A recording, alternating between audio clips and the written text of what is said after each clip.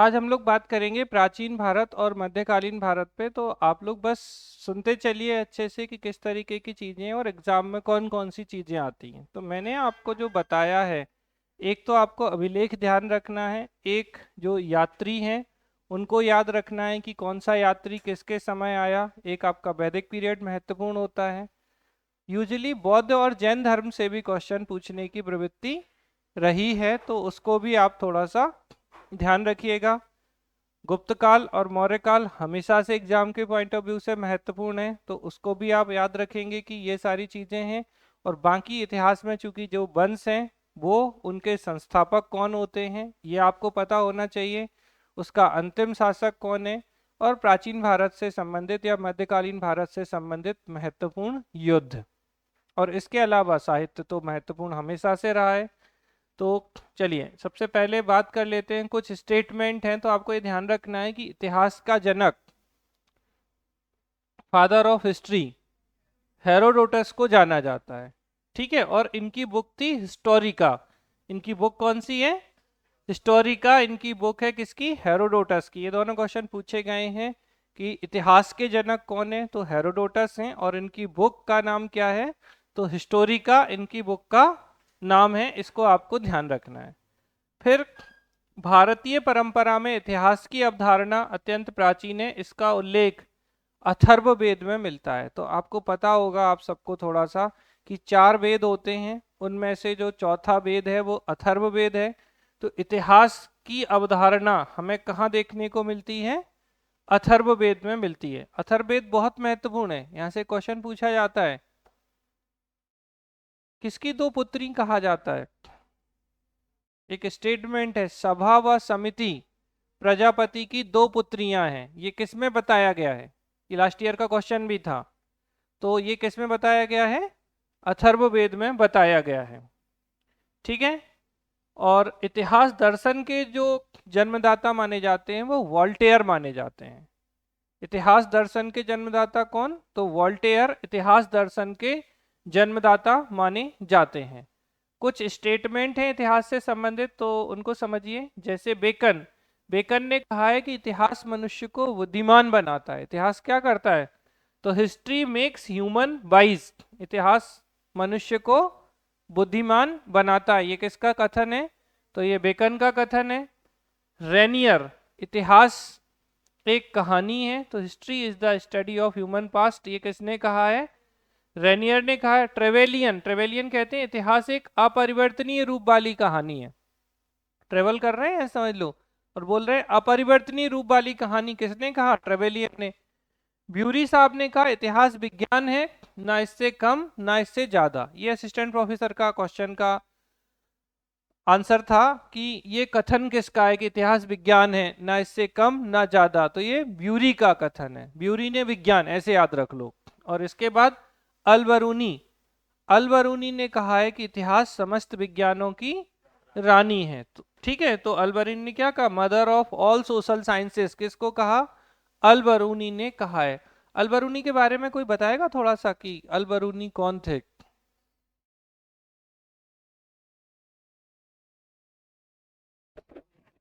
अच्छा। हाँ। नहीं, क्या मिक्स कर रहे हैं जबरदस्त वाला। ठीक है, ये सब टेन्योर वगैरह मैं आपको नहीं बता रहा हूँ कि प्राचीन भारत कहाँ से, बस ऐसे समझ लो पाषाण काल से पूर्व मध्य काल तक प्राचीन भारत, मुस्लिम आक्रमण से लेके मुगल साम्राज्य तक, औरंगजेब की डेथ होने तक मध्यकालीन भारत, और उसके बाद यूरोपीय कंपनियों से भारत के विभाजन तक आधुनिक भारत को जाना जाता है। ये कोई नहीं पूछता एग्जाम में, तो इससे आपको कोई खास लेना देना नहीं है। ठीक है, फिर हम सोर्स की बात कर लेते हैं। तो इतिहास के जो स्रोत हैं इनके एक होते हैं लिटरेरी सोर्स, यानी साहित्यिक स्रोत। साहित्यिक मतलब किताबें पुस्तकें जो होती हैं इनसे संबंधित।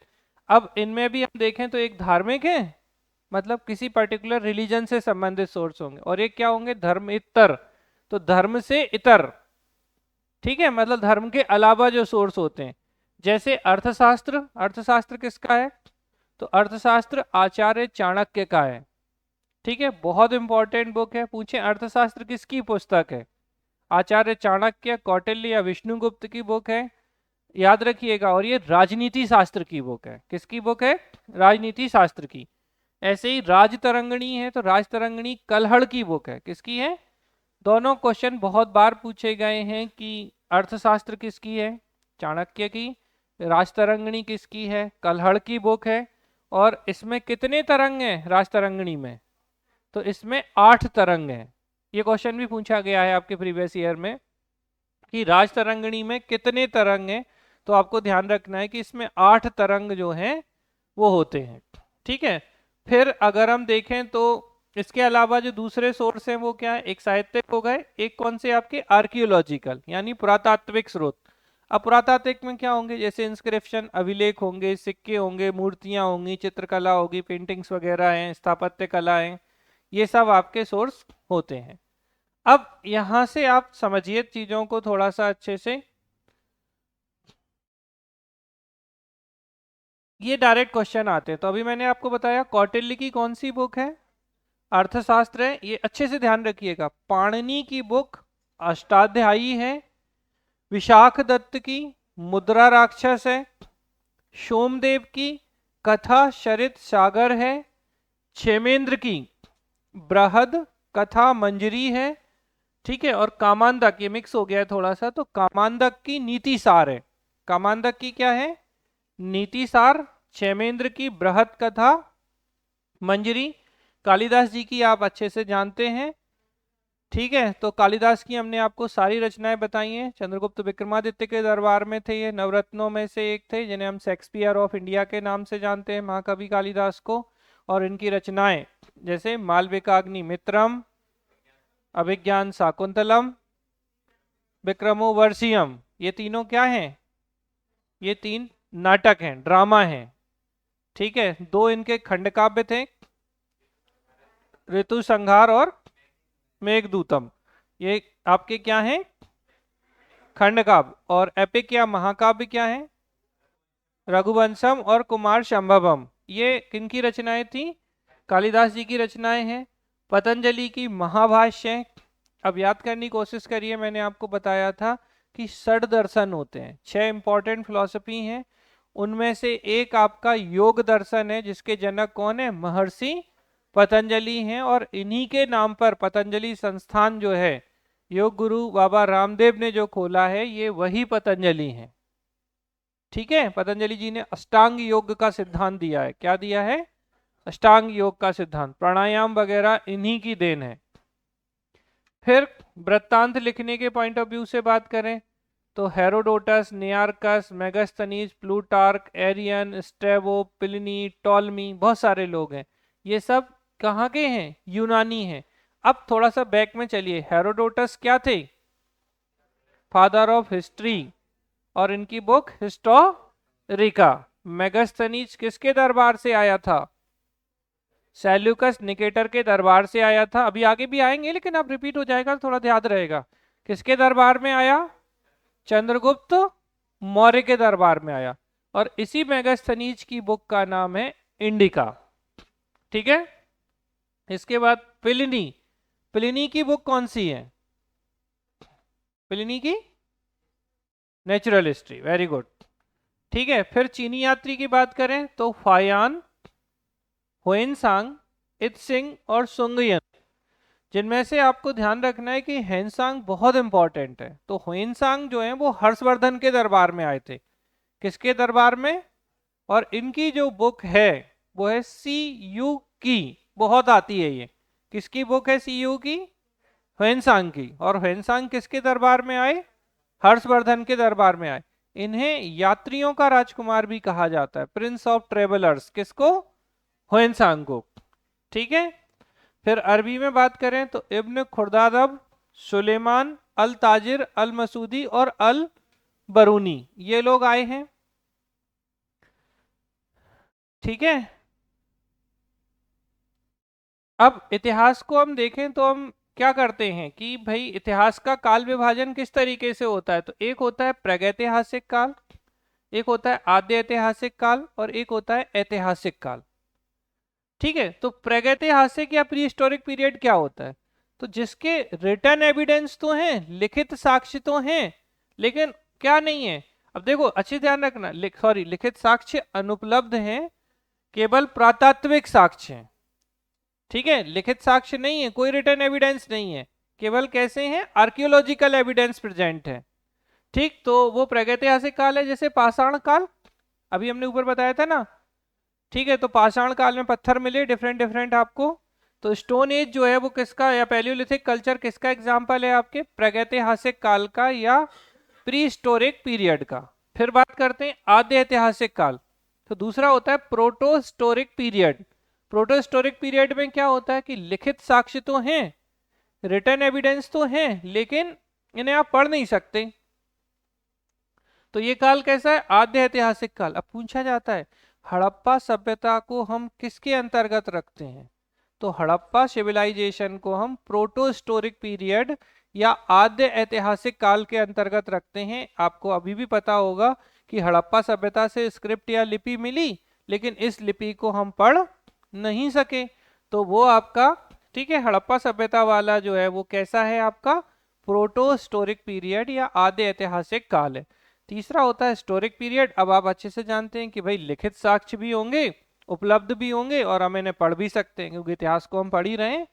तो ये कैसा है, आपका हिस्टोरिक पीरियड है, और 6वीं शताब्दी ईसा पूर्व से प्रारंभ होता है। ठीक है, तो 600 बीसी से जो स्टार्ट होता है वो कौन सा फेज होता है, आपका हिस्टोरिक पीरियड या ऐतिहासिक काल जो है वो स्टार्ट होता है। ठीक है, याद रखेंगे अच्छे से। अब आगे बढ़े हम लोग।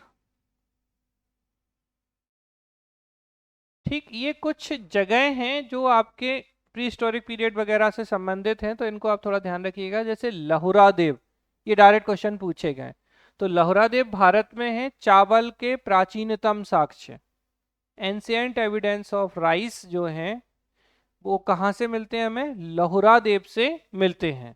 मेहरगढ़ पाकिस्तान में है। अगर आपसे पूछा जाए गेहूं का प्राचीनतम साक्ष्य, तो गेहूं का प्राचीनतम साक्ष्य मेहरगढ़ पाकिस्तान से मिलते हैं। फिर है गुफकरल, भारत में है। एग्रीकल्चर और एनिमल हस्बेंड्री, तो कृषि और पशुपालन के आपसे दो ही पूछे गए हैं, इन दो को बहुत अच्छे से ध्यान रखिएगा। लहुरा देव से किसके, चावल के, और दूसरा मेहरगढ़ से गेहूं के।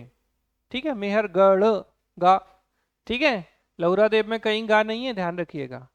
तो मेहरगढ़ से किसके, गेहूं के साक्ष्य मिलते हैं। एक बुर्जहोम बहुत आया है एग्जाम में, तो यहाँ पर क्या है, मानव के साथ कुत्ते का कंकाल, या सीधा बोलते हैं मानव के साथ कुत्ते को दफनाने के साक्ष्य कहाँ से मिलते हैं, तो बुर्जहोम से मिलते हैं। सीधा क्वेश्चन आया है कि मानव और कुत्ते को एक ही जगह दफना दिया, ऐसे भी बोल दें तो कहाँ से, बुर्जहोम से मिलते हैं।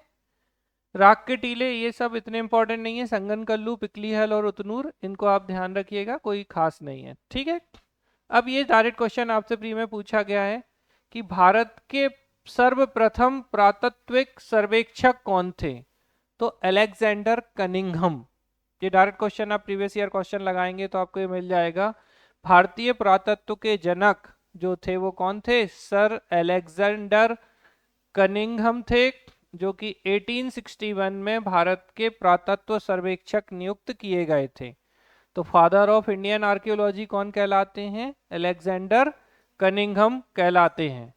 इसके अलावा अगर हम देखें 1863 में पाषाणकालीन सभ्यता का अनुसंधान भारतीय प्रागैतिहास के जनक रॉबर्ट ब्रूस फुट ने किया था। तो रॉबर्ट्स, ठीक है, तो रॉबर्ट ब्रूस फुट ने किसका किया था, प्रागैतिहासिक प्री हिस्टोरिक पीरियड का जनक कौन कहे जाएंगे, तो प्री हिस्टोरिक पीरियड के जनक रॉबर्ट ब्रूस फुट हैं। जबकि भारतीय पुरातत्व सर्वेक्षक या भारतीय पुरातत्व के जनक अलेक्जेंडर कनिंघम है। ये दोनों इंपॉर्टेंट चीजें हैं, ध्यान रखिएगा। इसके बाद नेक्स्ट हम बात करें भारतीय पुरातत्व सर्वेक्षण का गठन, कोई नहीं पूछ रहा, छोड़ दीजिए। एक इंपॉर्टेंट क्वेश्चन है कि भारतीय पुरातत्व सर्वेक्षण विभाग नाम कब दिया गया था, तो 1901 में कर्जन के समय दिया गया था। चलो थोड़ा सा पूछ लेते हैं, कर्जन का कार्यकाल कब से कब तक का था, कर्जन का कार्यकाल, तो कर्जन का जो कार्यकाल है वो कब से कब तक रहा होगा, बताइए जल्दी से।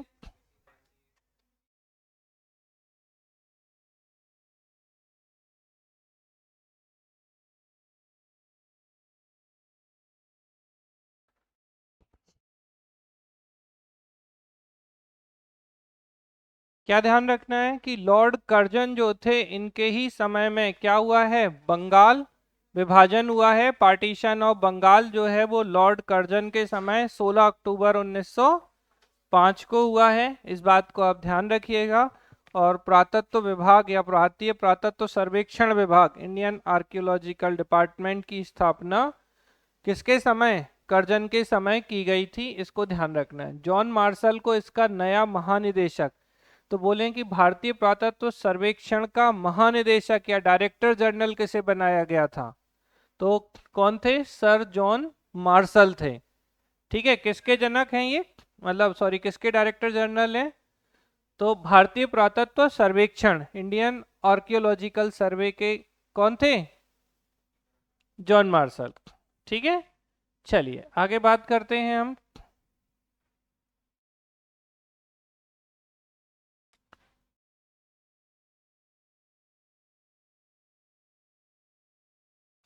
अब हम आ जाते हैं हड़प्पा सभ्यता पे। तो देखिए हड़प्पा सभ्यता में आपको ये ध्यान रखना है कि यहाँ से क्वेश्चंस क्या आते हैं। एक तो प्रश्न हड़प्पा से ये बनता है कि किस स्थान की खोज किसने की, एक, कब की, दो, ठीक है, और किस नदी के किनारे है, और यहां से कौन सी वस्तुएं मिली हैं, जो most of the time question आते हैं। अब ऐसे नहीं कि हर एक वस्तु का आता हो। जैसे मैं एक एग्जांपल आपको दूंगा, बहुत कॉमन क्वेश्चन है हड़प्पा सभ्यता से, कि जैसे एक तो पूछते हैं हड़प्पा सभ्यता की खोज किसने की, हड़प्पा की दयाराम, हड़प्पा छोटा, दयाराम छोटा। एक था मोहनजोदाड़ो, तो मोहनजोदाड़ो का नाम बड़ा है ना, तो राखल दास बनर्जी, बड़े से बड़े को कनेक्ट कर दो, तो इन्होंने इसकी खोज की थी। ठीक है, हड़प्पा की खोज 1921 में की गई थी, किसके द्वारा, दयाराम साहनी के द्वारा। जबकि मोहनजोदाड़ो की खोज 1922 में की गई थी, किसके द्वारा, राखल दास बनर्जी के द्वारा। ठीक है, फिर एक क्वेश्चन यहां से बनता है कि हड़प्पा सभ्यता या सिंधु घाटी सभ्यता में कौन सा पोर्ट या बंदरगाह था, तो लोथल था। ठीक है, लोथल गुजरात में था। तो इस तरीके के क्वेश्चन पूछ लिए जाते हैं कि भाई जैसे लोथल जो कि एक बंदरगाह था कहाँ पर अवस्थित है।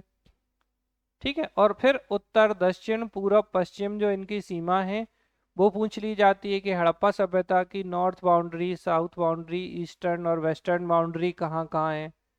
ठीक है, समझ में आ रहा है। तो क्वेश्चन ऐसे आते हैं, मैं आपको बताता जाऊंगा और करवाते जा रहा हूँ।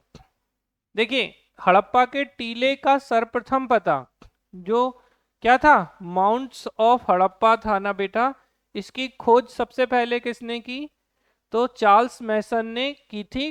ठीक है, यहीं पे क्या हुआ था 1850 में, सॉरी के दशक में कराची और लाहौर के बीच एक रेलवे लाइन का निर्माण हो रहा था। तो हड़प्पा के टीले, टीला समझते हैं पहले तो आप ये बताइए, माउंट्स कितने लोग जानते हैं, टीला जानते हैं या कई लोग टीला नहीं जानते होंगे, बता दो, नहीं सुना। अच्छा पर्वतीय क्षेत्र, हाँ थोड़ा बहुत ठीक है। और टीला, मतलब हम तो बहुत कॉमनली सुना है यार टीला, कुछ नहीं, मिट्टी का ढेर जमा हो गया वो टीला बन गया। ठीक है, नॉर्मल समतली जगह पे कोई ऊंची सी जगह है वो टीला है, उसे खोदो सोने की मोहरें मिलेंगी। ठीक है, ऐसा होता है। जैसे कोई दुर्ग बना था, कोई गढ़ी बनी थी, वो टूट के गिर गई, फिर वो टीला बन गया। अच्छा भाग्य के धनी लोग कैसे होते हैं कि सुबह फ्रेश होने गए, अब तो गांधी जी मोदी जी ने बंद करा दिया ये सिस्टम। अरे ओपन डेफिकेशन फ्री कर दिया ना भारत को, खुले में शौच से मुक्त, मतलब भाग्य का धनी वो गया था फ्रेश होने, वहां उसे घड़ा मिल गया। तो ये टीले की मेहरबानी थी। तो हड़प्पा के टीले की खोज किसने की बेटा, चार्ल्स मैसन ने की थी, याद रखिएगा 1826 में। और इसके बाद यहाँ पर जब क्या हो रहा था कि रेलवे लाइन बन रही थी कराची से लाहौर के बीच, तो इसी टीले के इस्तेमाल किया गया था। 1921 में दयाराम साहनी द्वारा हड़प्पा की खोज की गई।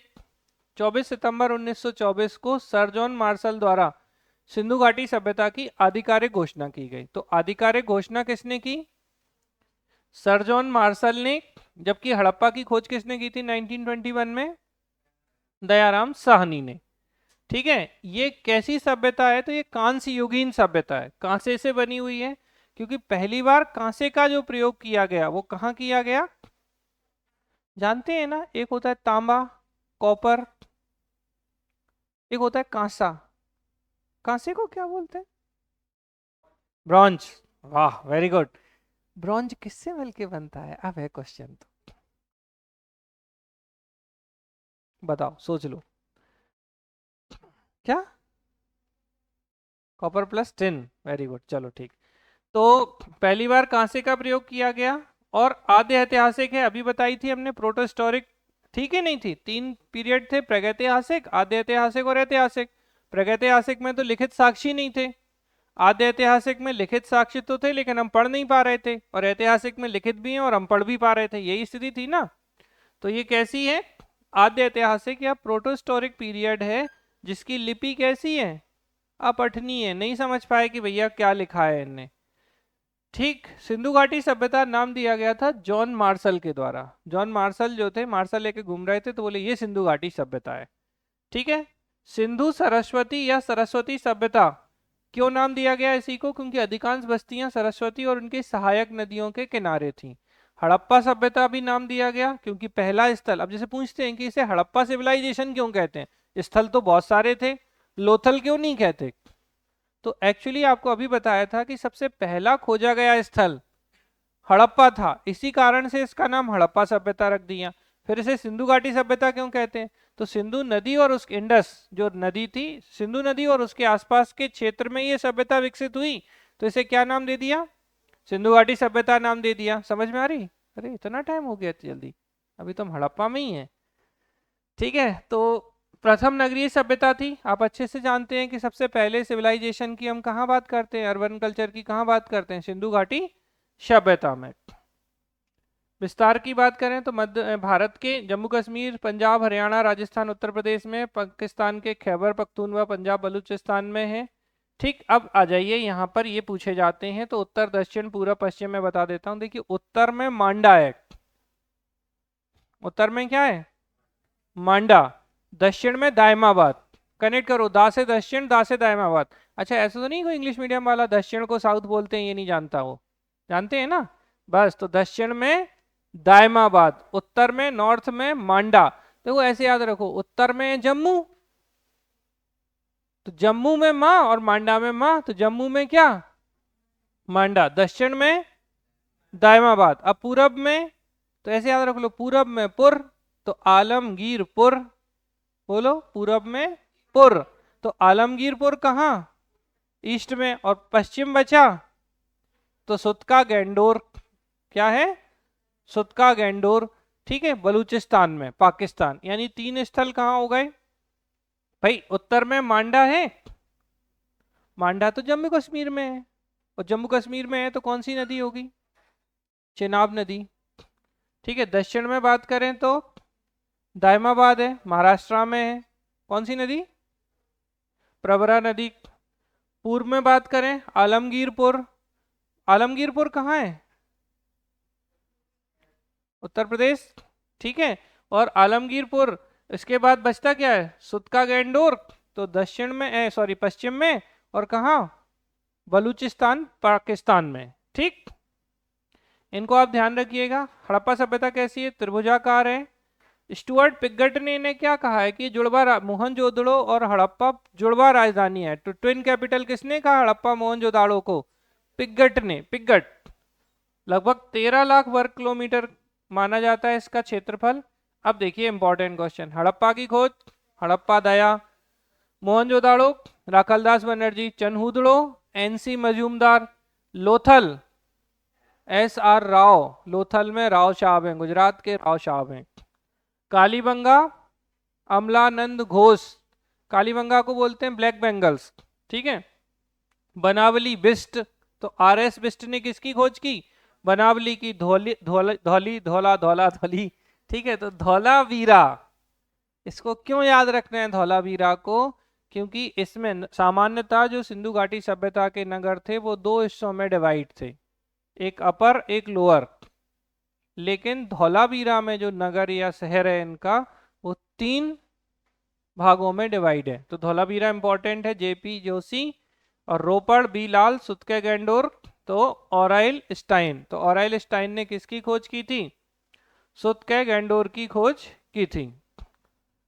ठीक है।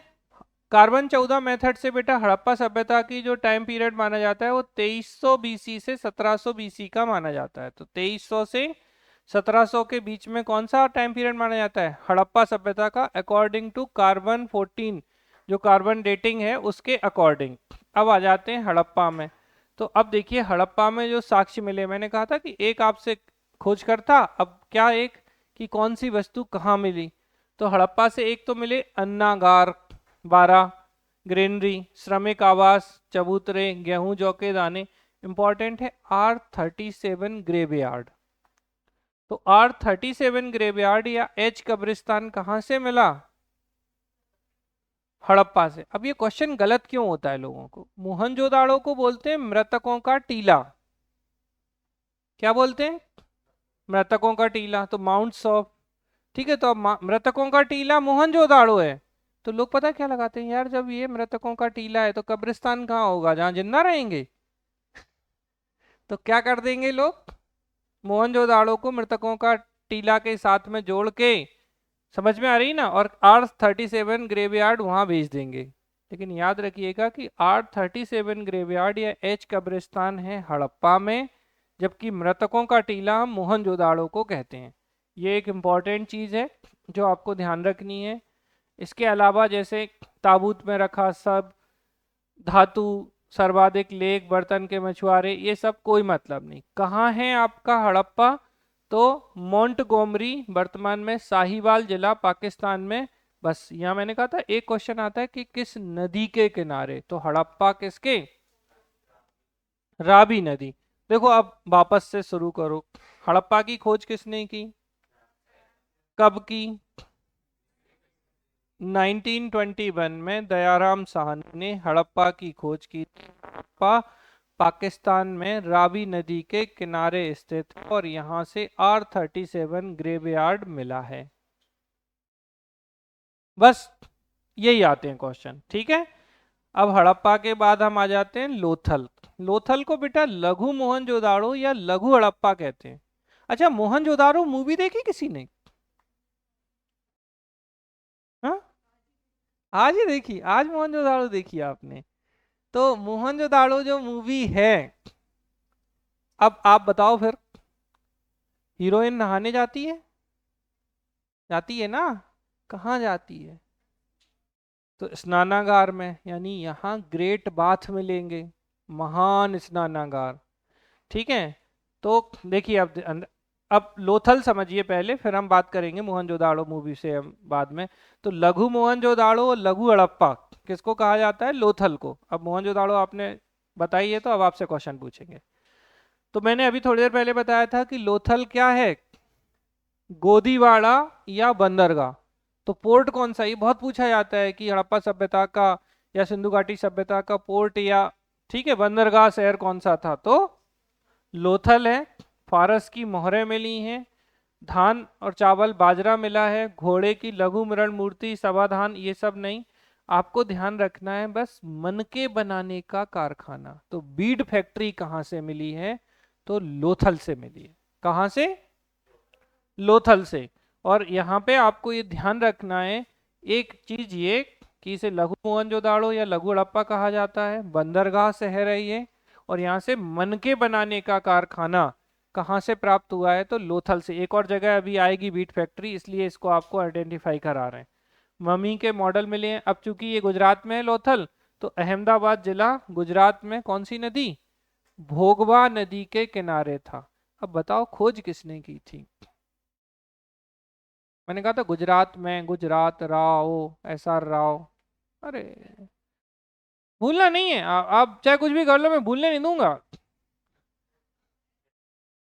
कहा था ना गुजरात में राव शाह, राव रा, गुजरात। ठीक है, तो ध्यान रखेंगे। चलो आगे चलें। तो क्या हो गया? देखो लोथल बंदरगाह है, एक गुजरात में स्थित है, दो। तीसरी चीज मनका या बीट फैक्ट्री यहाँ, तीन। ठीक है क्या? भोगवा नदी के किनारे है, ये आपको ध्यान रखना है, अहमदाबाद गुजरात में। फिर आ जाते हैं जो हमने आपको बताया था कि मोहनजोदाड़ो।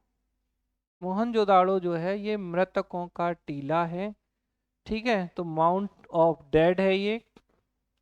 सिंध का बाग भी कहा जाता है इसे, ठीक है, तो गार्डन ऑफ सिंध। अब देखें यहाँ से क्या मिलेंगे, ठीक है, तो आज ही आपने मूवी देखी है तो आपने देखा होगा कि बेचारा ऋतिक रोशन पीछे पीछे जाता है और हीरोइन जाके नहा लेती है। तो एक तो है ग्रेट बाथ, कौन सा है, महान स्नानागार, कहाँ पर है, मोहनजोदाड़ो में, ठीक है। अब आखिरी में क्या हुआ था मुझे आप बताओ, मोहनजोदाड़ो में बाढ़ आ गई थी, किसमें बाढ़ आई थी, सिंधु रवि में, सिंधु रिवर में ही बाढ़ आई थी ना, इंडस में। तो ये किसके किनारे होगा मोहनजोदाड़ो, सिंधु नदी के, ठीक है, कोई कोई लॉजिक नहीं है, आप बहुत अच्छे से समझिए, और वैसे भी सिंधु घाटी सभ्यता कहते हैं। तो मोहनजोदाड़ो सिंधु नदी के दाएं तट पर है, राइट राइट साइड में, राइट साइड में। सिंधु सही है, सा से सिंधु, सा से सही, और सही को हम राइट बोलते हैं, तो सिंधु सही है। कौन सही है, सिंधु सही है। सिंधु नदी के किनारे मोहनजोदाड़ो है, जिसका नाम मृतकों का टीला है। यहाँ ग्रेट बाथ या महान स्नानागार हैं, यहाँ ग्रेट ग्रेनरी है, ठीक है, तो यहाँ विशाल अन्नागार भी हैं, 3 बंदरों वाला मनका है, पुजारी या योगी की मूर्ति है यहाँ पर। पशुपति शिव की मोहर, ये क्वेश्चन पूछा गया है कि पशुपति शिव की मोहर कहाँ से, तो देखो मोहर माँ से और माँ से मोहनजोदाड़ो, तो पशुपति शिव की मोहर कहाँ से, मोहनजोदाड़ो से मिली। मोहर पर नाव का चित्र था, शीप निर्मित पैमाना था, हाथी का कपाल खंड मिला है, और ये कहाँ है, तो लरकाना डिस्ट्रिक्ट। देखो मोंटगोमरी किसकी थी, हड़प्पा, हड़प्पा जो था वो रावी नदी के किनारे था। लेकिन आप पूछे बाएं या दाएं, अगर फंसाएं क्वेश्चन तो रावी के वो बाएं हैं, कुछ याद होगा, नहीं याद होगा, देखो ऐसे रावी, भूल जाते हो, समझो फिर से बोलते हैं। देखो याद ही रखने का खेल है, बाकी तो सब ठीक है। रावी वा, वाएं, तो रावी नदी के बाएं तट पर क्या, हड़प्पा। मोंटगोमरी डिस्ट्रिक्ट वर्तमान साहिवाल है ये। मोहनजोदाड़ो की बात करेंगे तो मोहनजोदाड़ो क्या, लरकाना जिला सिंध प्रांत, सिंधु नदी के दाएं, सिंधु सा सही राइट। देखो ऑप्शन दो ही होंगे, दाएं या बाएं, सिंधु और रावी, और सिंधु के बाएं या सिंधु के दाएं, रावी के बाएं या रावी के दाएं। अच्छा मजेदार बात यह है कि सबसे अच्छे क्वेश्चन बड़े सरल होते हैं, लेकिन अगर आपने इन्हें याद नहीं किया तो आपको पता तो उत्तर है, लेकिन अब भैया इसका बायां था कि दायां था, तो बाएं यानी कौन सी, रावी में वाह, तो बाएं किसका होगा, रावी के बाएं में कौन। अच्छा यही उल्टा हो गया, पता चले रावी के किनारे किसी का मोहनजोदाड़ो पहुंच गया तो कुछ नहीं कर सकते। तो फिर इन मैडम की मूवी याद रख लीजिए कि मोहनजोदाड़ो को डुबाया गया था, किससे, सिंधु नदी में जब बाढ़ आई थी तब मोहनजोदाड़ो डूब गया था। अच्छा ये मूवी मैंने बहुत पहले देखी थी, ठीक है। अच्छी चीज ये है कि अगर आप थोड़ा सा इस चीज को ना इतिहास से कनेक्ट करो, क्योंकि मुझे पढ़ाना है तो मुझे पता होना चाहिए कि हाँ कब क्या हुआ। तो सोने के चक्कर में इनने नदी का मार्ग बदल दिया था। आपको पता है उत्तराखंड की बाढ़ का कारण भी सेम है, डेवलपमेंट हुआ, 4 धाम की यात्रा होती है, तो इनने मंदाकिनी का क्या बदल दिया, जो इनका नेचुरल पाथवे है, जो इनका प्राकृतिक पाथवे था उसे परिवर्तित कर दिया। और याद रखना प्रकृति की हर चीज की एक टेंडेंसी है कि लोग अपनी प्रवृत्ति कभी नहीं छोड़ सकते, चाहे लोग हों या नेचर हो, क्योंकि आपका बेसिक नेचर अगर लड़ाकू है ना तो आप लड़ दोगे कभी ना कभी, चाहे आप कितनी अच्छे महान बन जाओ। आपको मैं लिख के दे सकता हूं इस बात को, ये तो मिट्टी में होता है ना, खून में होता है। तो ऐसे ही नदी क्या है, प्राकृतिक स्थिति है, तो बोले हम तो अपने मार्ग से जाएंगे, तुमने बीच में आ गए हो तो हम बाढ़ से ले जाएंगे तुम्हें बहा के। समझ में आई, तो यहाँ बाढ़ आई थी कहाँ, सिंध नदी में बाढ़ आई थी, सिंधु नदी में कहाँ पर, मोहनजोदाड़ो में। अब हमने कहा था कालीबंगा का अर्थ होता है काले रंग की चूड़ियां, जैसे मोहनजोदाड़ो का मृतकों का टीला है, इसका काले रंग की चूड़ियां हैं। अब यहाँ पे थोड़ा ध्यान रखिए, हल से जुता हुआ खेत कालीबंगा से, अग्निवेदियां काले रंग की मिट्टी और चूड़ियां तो यहीं मिलेंगी, ठीक है। लकड़ी की नालियां बोए जाने का साक्ष्य मेसोपोटामिया की मोहरें, ठीक है। बच्चे की शल्य चिकित्सा के साक्ष्य, तो बच्चे के सिर में सर्जरी के एविडेंस कहाँ से मिल रहे हैं? अरे कुछ नहीं, बच्चे का सिर काला होता है, सिर काला ही होता है ना सबका, बाल होते हैं तो काले सिर में काली चूड़ियां घुस गई होंगी तो सर्जरी की होगी, कालीबंगा, ठीक है। भूकंप आने का प्राचीनतम साक्ष्य दो फसलें मिट्टी के संग तंदूरी चूल्हों के साक्ष्य, ये सब कहाँ से हैं? कालीबंगा से हैं। कालीबंगा कहाँ है? ये डायरेक्ट क्वेश्चन आता है, तो हनुमानगढ़ डिस्ट्रिक्ट है राजस्थान की। राजस्थान के कहाँ? हनुमानगढ़ जिले में कालीबंगा स्थित है। चनहूदड़ो, क्या गलत लिखा है, चंद्रदड़ो। तो मैंने आपको बताया था, अब देखो बीट फैक्ट्री कहाँ थी? लोथल में। दूसरी कहाँ है? चनहूदड़ो में। तो चनहूदड़ो में मनका बनाने का कारखाना है, यानी बीट फैक्ट्री है। तो दो जगह हो गई बीट फैक्ट्री, एक लोथल एक चनहूदड़ो, ठीक है। प्रसाधन, सौंदर्य प्रसाधन सामग्री, वैनिटी बॉक्स। लिपस्टिक के साक्ष्य कहाँ मिलते हैं? बड़ा पेटेंट क्वेश्चन है। तो सिंधु घाटी सभ्यता की जो महिलाएं थीं वो एकदम वैनिटी बॉक्स रखती थीं, जैसे आज की महिलाएं अपना जो क्या बोलते हैं इसको, वैनिटी बॉक्स ही बोलते हैं ना, क्या बोलते हैं, तैयार यार होते हैं जो रखते हैं, मेकअप किट मान लो। स्टैंडर्ड शब्द बोलोगे तो वैनिटी बॉक्स हो जाएगा, ठीक है। तो वैनिटी बॉक्स जो है सजा धजा के जो, अच्छा शादियों में लड़के वाले देते हैं ये, आपको पता है ना? हाँ मतलब लड़के वाले आएंगे तभी देंगे ये। मैं बहुत ढूंढे था मैंने ये वैनिटी बॉक्स अपनी शादी पे, सब लोग भूल गए, आखिरी में पता चला कि वैनिटी बॉक्स नहीं आया। हमने कहा ये कांड करा रहे हैं ये लोग, बताओ। नहीं तो चनहूदड़ो जाना पड़ेगा लिपस्टिक ढूंढने के लिए, ठीक है। याद रखना, तो लिपस्टिक कहाँ से? चनहूदड़ो से, वेरी गुड। बिल्ली का पीछा करते हुए कुत्ते के पदचिन्ह मिले। अच्छा, कुत्ता बिल्ली का पीछा करेगा, बिल्ली कुत्ता का, ठीक है। हाँ तो याद रखना, नहीं तो पता चले कुत्ते के साथ पीछा करते हुए बिल्ली के साक्ष्य, ऐसा यूपीएससी ने एक बार ऑप्शन दिया था। तो कुत्ते के पीछे बिल्ली नहीं दौड़ेगी कभी, बिल्ली के पीछे कुत्ता दौड़ेगा। ये कहाँ से? चनहूदड़ो से। लिपस्टिक याद रखना, एकमात्र नगर जहाँ दुर्ग का अभाव है, मतलब यहाँ फोर्ट नहीं था, किला नहीं था। कंघा उस्तरा मिला है, सिंध प्रांत पाकिस्तान में है। तो चनहूदड़ो कहाँ है? देखो मोहनजोदाड़ो कहाँ निकला? पाकिस्तान में। हड़प्पा कहाँ है? पाकिस्तान में। चनहूदड़ो कहाँ है? पाकिस्तान में। अरे अभी तो बताया, सिंध प्रांत पाकिस्तान में। अच्छा आपको मैंने बताया था सुतका गैंडोर पाकिस्तान के बलूचिस्तान में। फिर पूछ लेते हैं कौन पाकिस्तान में नहीं है? तो हड़प्पा हो गया, मोहनजोदाड़ो हो गया, चनहूदड़ो हो गया और सुतके गैंडोर हो गया, ठीक है। ध्यान रखना, देखो तो सिंध प्रांत पाकिस्तान में, चनहूदड़ो है, लिपस्टिक और मन का याद रखना, बाकी तो ठीक है, कुत्ता बिल्ली के पीछे दौड़ते रहने दो। बनावली, नगर को तारांकित विभाजित करती सड़कें हैं यहाँ पर। हड़प्पा सभ्यता के 3 स्तर यहाँ पर हैं, मतलब हड़प्पा सभ्यता को 3 स्टेजेज में जब हम डिवाइड करते हैं, प्राक विकसित और उत्तर हड़प्पा। तो प्रोटो, डेवलप्ड और लेटर हड़प्पा में विकसित। तो ये क्वेश्चन पूछा गया, यूपीएससी ने पूछा था कि हड़प्पा सभ्यता के तीनों स्तर किस नगर से मिलते हैं? तो बनावली बना दिए तीनों स्तर। तो बनावली से क्या मिलेंगे?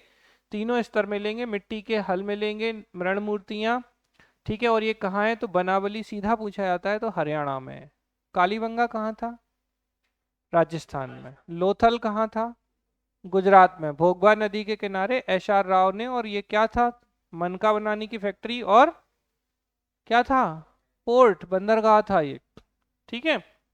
फिर रोपड़, आधुनिक नाम रूपनगर है ये। मनुष्य के साथ कुत्ते को दफनाना, और कहाँ दफना रहे थे मनुष्य के साथ कुत्ते को? बुर्ज होम में। और एक कहाँ? रोपड़ में। चर्ट के बटखरे और कुल्हाड़ी, तांबे के बाणाग्र, ठीक है, पंजाब में है। तो रोपड़ पंजाब में है, जबकि बनावली हरियाणा में। अब थोड़ा ध्यान रखना, बनावली हरियाणा, रोपड़ पंजाब, ठीक है। तो सतलुज नदी के बाएं तट पर है, स्वतंत्रता प्राप्ति के पश्चात इसी को खोजा गया था। तो अगर बोले आफ्टर इंडिपेंडेंस किस स्थल की खोज हुई सिंधु घाटी सभ्यता, तो कौन सा था? बताओ जल्दी से। रोपण, रूपनगर। ठीक है, हमने आपको बताया था धौलावीरा कि नगर 3 हिस्सों में डिवाइड था। सामान्यतः नगर 2 हिस्सों में हो रहे थे, अपर और लोअर। यहाँ पर एक मिडिल वाला पार्ट भी होता है, तो अपर, मिडिल और लोअर 3 हिस्सों में नगर डिवाइड होता है। ये बहुत इंपॉर्टेंट है। तो दुर्ग हो गया ऊपर वाला, मध्यम नगर और निचला नगर। और दुर्ग कहाँ नहीं मिल रहे थे, अभी तो बताया था। दुर्ग कहाँ, अरे राम, कैसे करते हैं आप लोग ये, आप चंदूदड़ों को क्यों भूल जाते हैं। एकमात्र नगर जहां दुर्ग का अभाव था, मतलब यहाँ फोर्ट नहीं है, सामान्य जनता ही रहेगी। ठीक है, तो धौलावीरा, अच्छे से ध्यान रखिएगा कि धौलावीरा जो है बेटा, भचाऊ तालिका, कच्छ जिला, गुजरात में स्थित है। ये नगर 3 हिस्सों में डिवाइड है धौलावीरा से। और सबसे इंपॉर्टेंट बात है, यहाँ पर स्टेडियम मिलता है, वाटर मैनेजमेंट सिस्टम। देखो ऐसे समझो, स्टेडियम मिलेगा तो पानी बरस जाएगा, तो पानी कैसे निकालोगे, तो जल प्रबंधन प्रणाली होनी चाहिए, नहीं तो पानी नहीं भर जाएगा स्टेडियम में। ठीक है, समझ में आ रही ना। तो यहाँ पर क्रीड़ागार या स्टेडियम है, वाटर मैनेजमेंट सिस्टम है, विशाल जलाशय है। ये आपको ध्यान रखना है। हड़प्पा लिपि के 10 अक्षरों का साइन बोर्ड यहाँ पर मिला है। तो धौलावीरा से क्वेश्चन जो आते हैं वो सीधे क्वेश्चन आते हैं कि धौलावीरा कहाँ अवस्थित है। तो धौलावीरा गुजरात में है एक, और दूसरा स्टेडियम कहाँ मिलता है, तो धौलावीरा में। और एक 3 हिस्सों में नगर कौन सा है, तो धौलावीरा है। ठीक है, याद रखेंगे।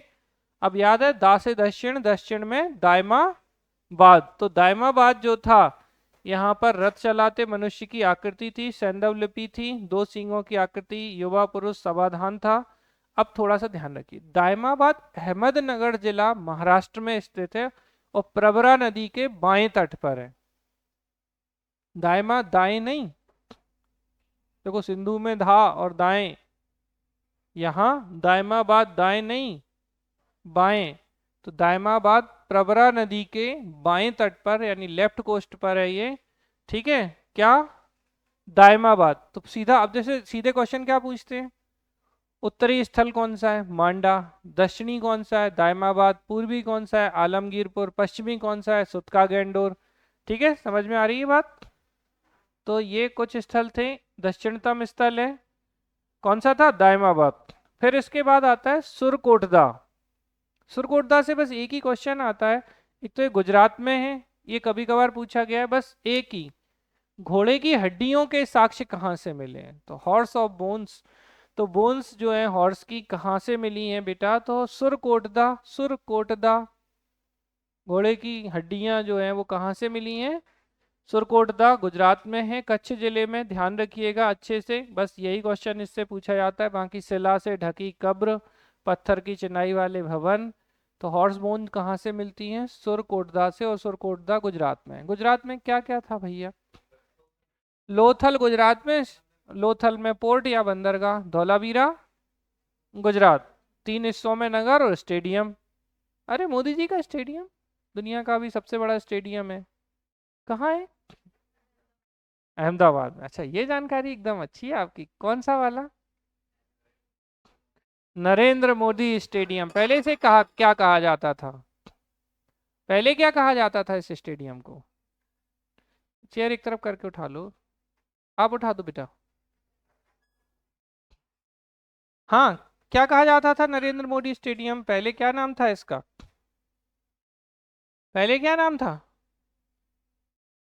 नहीं पता, बता देना। अहमदाबाद के स्टेडियम को पहले क्या कहा जाता था। चलो वापस आ जाओ, सुरकोटदा। तो सुरकोटदा में क्या, तो आपको घोड़े की हड्डियां ध्यान रखनी है। फिर मोहनजोदाड़ो से याद है पशुपति की मोहर मिली थी, इसमें बेटा गैंडा और भैंसा तो दाएं था जो मोहर मिली है। ठीक है, और दाएं तरफ क्या था, बाघ और हाथी। बाईं तरफ बाघ हाथी, दाईं तरफ, अरे गैंडा और भैंसा एक जैसे ही होते हैं। बाघ और हाथी बाईं तरफ थे, दाईं तरफ गैंडा और भैंसा था, नीचे 2 हिरन थे। अब देखो यहां से क्वेश्चन क्या बनते हैं, बोले मोहर से कितने प्रकार के जानवर मिले, 5। और कुल कितने जानवर मिले, तो 6। अब पूछ रहे हैं कितने हिरन मिले, तो 2 हिरन, 1 भैंसा, 1 गैंडा, 1 बाघ, 1 हाथी। ठीक है, समझ में आ रही है बात? समझ में आ रहा है या नहीं आ रहा है? तो बढ़िया से ध्यान रखिएगा।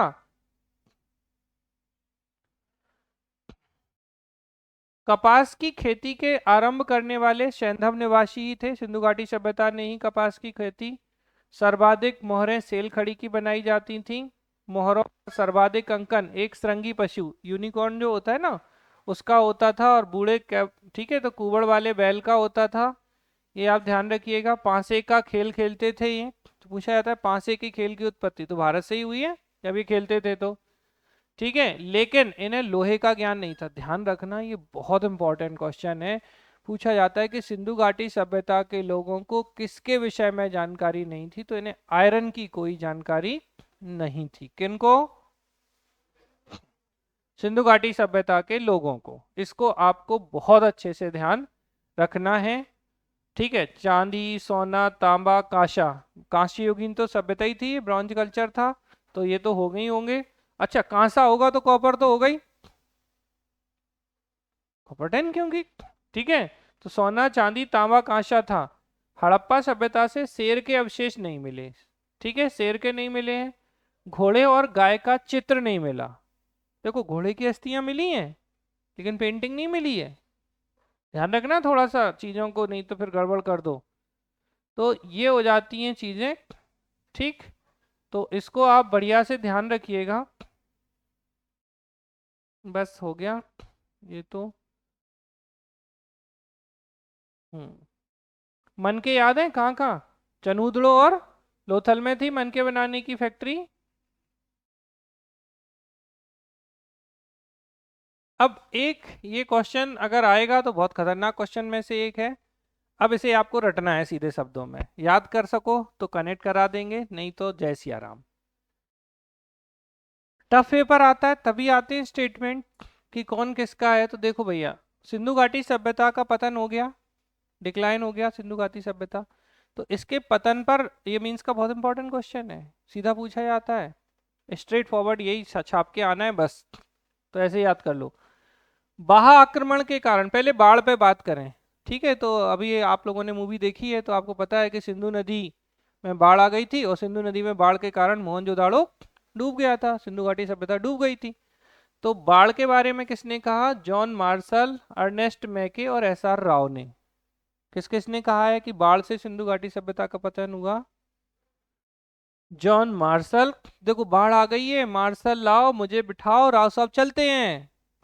करो कनेक्ट। बाढ़ आई, बाढ़ में क्या लाओ?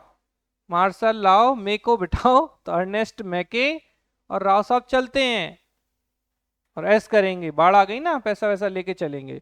तो बाढ़, बाहा आक्रमण अगर हम देखें तो भैया आउटसाइडर अटैक या एक्सटर्नल इन्वेजन जो हुआ उसकी बात करें तो garden child, Mortimer wheeler, dealer लिखा है व्हीलर है ये, अर्नेस्ट मैके और स्टुअर्ट पिगट। याद है स्टुअर्ट पिगट कहाँ मिले थे आपको? इन्होंने कहा था कि ट्विन कैपिटल है हड़प्पा एंड मोहनजोदाड़ो। ठीक है, किसने? स्टुअर्ट पिगट ने। तो मैके, पिगट, व्हीलर और गार्डन चाइल्ड। देखो, गार्डन में चाइल्ड मतलब बच्चा, तो जो बच्चा क्या चलाते हैं? व्हील चलाते हैं, पहिए में बैठे देखे बच्चे आप घूमते रहते हैं वो। तो मार्टी में मतलब गार्डन में बच्चा है, पहिया चला रहा है। ठीक है, मैके को लेके और पिगट के साथ भाग जाओ। क्या आ गए हैं? कोई आ गया है, वहां आक्रमण हुआ है। तो थोड़ा सा ध्यान रखिएगा अच्छे से। अब नदी मार्ग की, नदी ने अपना मार्ग परिवर्तन कर लिया। आपको पता है सिंधु नदी अपने वास्तविक मार्ग पर आ गई थी। एल टी लैम्ब्रेक, माधव स्वरूप वत्स और जॉर्ज एफ डेल्स ने कहा है कि नदी का जो मार्ग है, जो रियल पाथवे था वो बदल गया। तो किसने? लैम्ब्रेक, माधव स्वरूप वत्स और जॉर्ज एफ डेल्स ने कहा है। विवर्तन एक टेक्टोनिक घटना हुई है। तो M R Sahni, R L Raikes और जॉर्ज एफ डेल्स ने कहा है कि भैया भूकंपन समझते हैं ना, मतलब अगर आप देखो विवर्तनिक मतलब भूकंप जैसी स्थिति, तो साहनी मतलब अब हम सहन नहीं कर सकते, आर एस साहनी। ठीक है, तो M R Sahni, R S Raikes और जॉर्ज एफ डेल्स ने कहा है। जलवायु परिवर्तन, क्लाइमेट चेंज के बारे में कौन बोलते हैं? ऑरेल स्टाइन, अमलानंद घोष और गुरदीप सिंह। तो ऑरेल स्टाइन किसकी बात करते हैं अमलानंद घोष गुरदीप सिंह की जलवायु परिवर्तन क्लाइमेट चेंज हो गया जिससे सिंधु घाटी सभ्यता नष्ट हो गई है। विदेशी व्यापार रुक गया, गतिरोध हो गया, तो ये कौन कहते हैं, WF अल्ब्राइट कहते हैं। अल्ब्राइट कहते हैं कि यार ट्रेड बंद हो गया, इसके कारण मर गई है। शिथिल प्रशासन, लूज एडमिनिस्ट्रेशन था, तो ये कौन बताते हैं, मार्शल साहब, जॉन मार्शल कहते हैं यहाँ का प्रशासन अच्छा नहीं था इसलिए पतन हो गया। महामारी वाले कहते हैं KUR कैनेडी, ठीक है, तो KUR कैनेडी वाले क्या कहते हैं कि एपिडेमिक आ गया, महामारी के कारण हो गया। और पर्यावरण परिवर्तन वाले कौन है, M दिमित्रिएव। देखो पर्यावरण परिवर्तन M दिमित्रिएव, जबकि जलवायु परिवर्तन ऑरेल स्टाइन, दोनों ऑप्शन आएंगे, ध्यान देना। तो Aurel Stein, Amalananda Ghosh, Gurdeep Singh climate change की बात करते हैं, जबकि पर्यावरण परिवर्तन एनवायरमेंट चेंज की बात कौन करते हैं, M दिमित्रिएव करते हैं। बाढ़ के क्वेश्चन आता है तो थोड़ा ध्यान देना कि बाढ़ में मार्शल हैं, मैके हैं और राव साहब हैं। नॉर्मली स्टेटमेंट में यही बाढ़ वाला पूछा गया है, तो आपको ध्यान रखना है कि जॉन मार्शल, अर्नेस्ट मैके और SR राव साहब। राव साहब ने किसकी खोज की थी,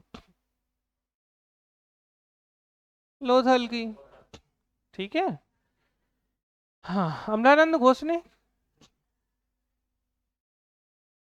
कालीबंगा। अच्छा, ठीक, तो ये था हमारा सिंधु घाटी सभ्यता, कंप्लीट हो गया।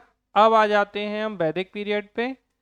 तो वैदिक पीरियड में आपको थोड़ा सा ध्यान रखना है बेटा कि वेद जो हैं इनके वेद 4 हैं, ऋग्वेद, यजुर्वेद, सामवेद और अथर्ववेद, 4 ही वेद हैं। और वेदों के संकलनकर्ता कौन माने जाते हैं, कृष्ण द्वैपायन, या ठीक है वेद व्यास जिन्हें हम कहते हैं, तो महर्षि कृष्ण द्वैपायन या वेद व्यास जिन्हें हम जानते हैं।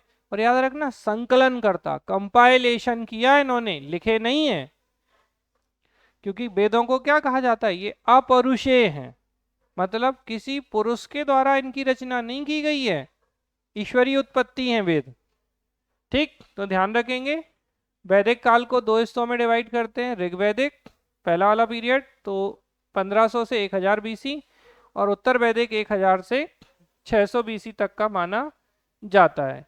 अब बहुत सारे इतिहासकार हैं जिन्होंने इनके मूल निवास स्थान से संबंधित कुछ कुछ बातें कही हैं, उस पर हम लोग बात कर लें। यहाँ से क्वेश्चन बनता है कि आर्यों की उत्पत्ति, मतलब आर्य कहाँ से थे। तो सबसे पहले तो जो एग्जाम में आते हैं वो मैं आपको सीधा बताऊं, फिर बाद में बात करेंगे।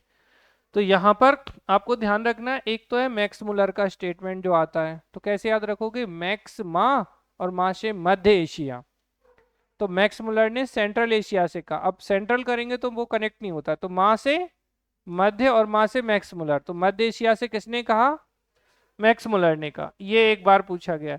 एक बार पूछा गया था कि तिब्बत से हुई है इनकी उत्पत्ति आर्यों की, ये किसने कहा, स्वामी दयानंद सरस्वती। क्या बनाया इन्होंने, तो स्वामी दयानंद सरस्वती आर्य समाज के संस्थापक थे, जिन्होंने 10 अप्रैल 1875 को आर्य समाज की स्थापना की थी। इनकी बुक सत्यार्थ प्रकाश है। और इन्होंने गौरक्षणी सभा, इसके अलावा शुद्धि आंदोलन, वेदों की ओर लौटो, भारत भारतीयों के लिए है, ये सब चीजें किसकी हैं, स्वामी दयानंद सरस्वती ने तिब्बत से कहा है। बाल गंगाधर तिलक कहते हैं नॉर्थ पोल, उत्तरी ध्रुव।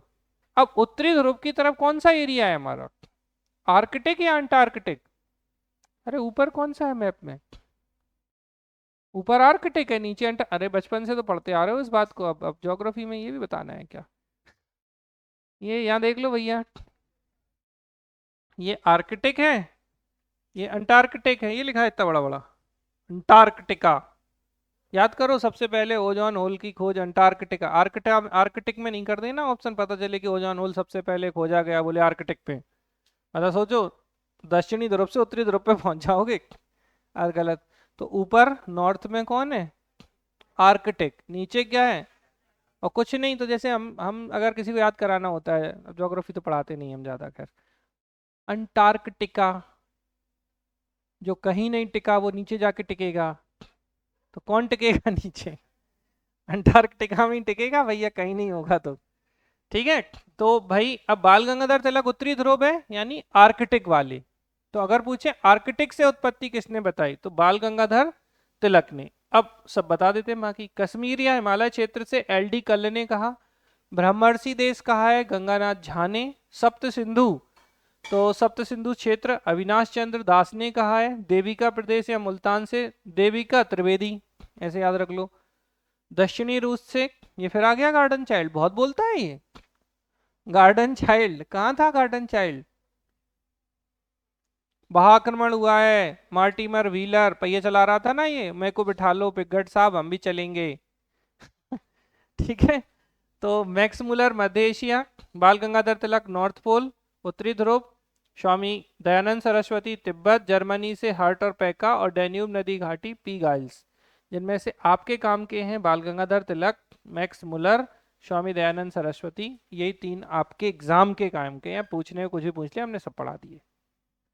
अब उसको हम थोड़ी रोक लेंगे कि भैया नहीं पूछ। 4 वेद हैं, ऋग्वेद, यजुर्वेद, सामवेद, अथर्ववेद। मैं एक चार्ट पढ़ाऊंगा, उसमें सब हो जाएगा, बस बाकी कुछ नहीं करना है। 4 भाग होते हैं इनके, संहिता, ब्राह्मण ग्रंथ, आरण्यक और उपनिषद। बस इस चार्ट को याद कर लीजिए, बाकी आपका उद्धार हो जाएगा इसी चार्ट से। तो इसको अच्छे से समझ लीजिए। देखिए 4 वेद हैं, ऋग्वेद, सामवेद, यजुर्वेद। अच्छा, जितना हमने पढ़ाया ना अभी, इतना तो 3 क्लास में खत्म होता है सिंधु घाटी सभ्यता का, पढ़ा पूरे ही दिया है। तो ऋग्वेद, सामवेद, यजुर्वेद, पहले 3 वेद हैं जिन्हें क्या कहा जाता है? रुक जा, नहीं रुकेगा, यहां तक।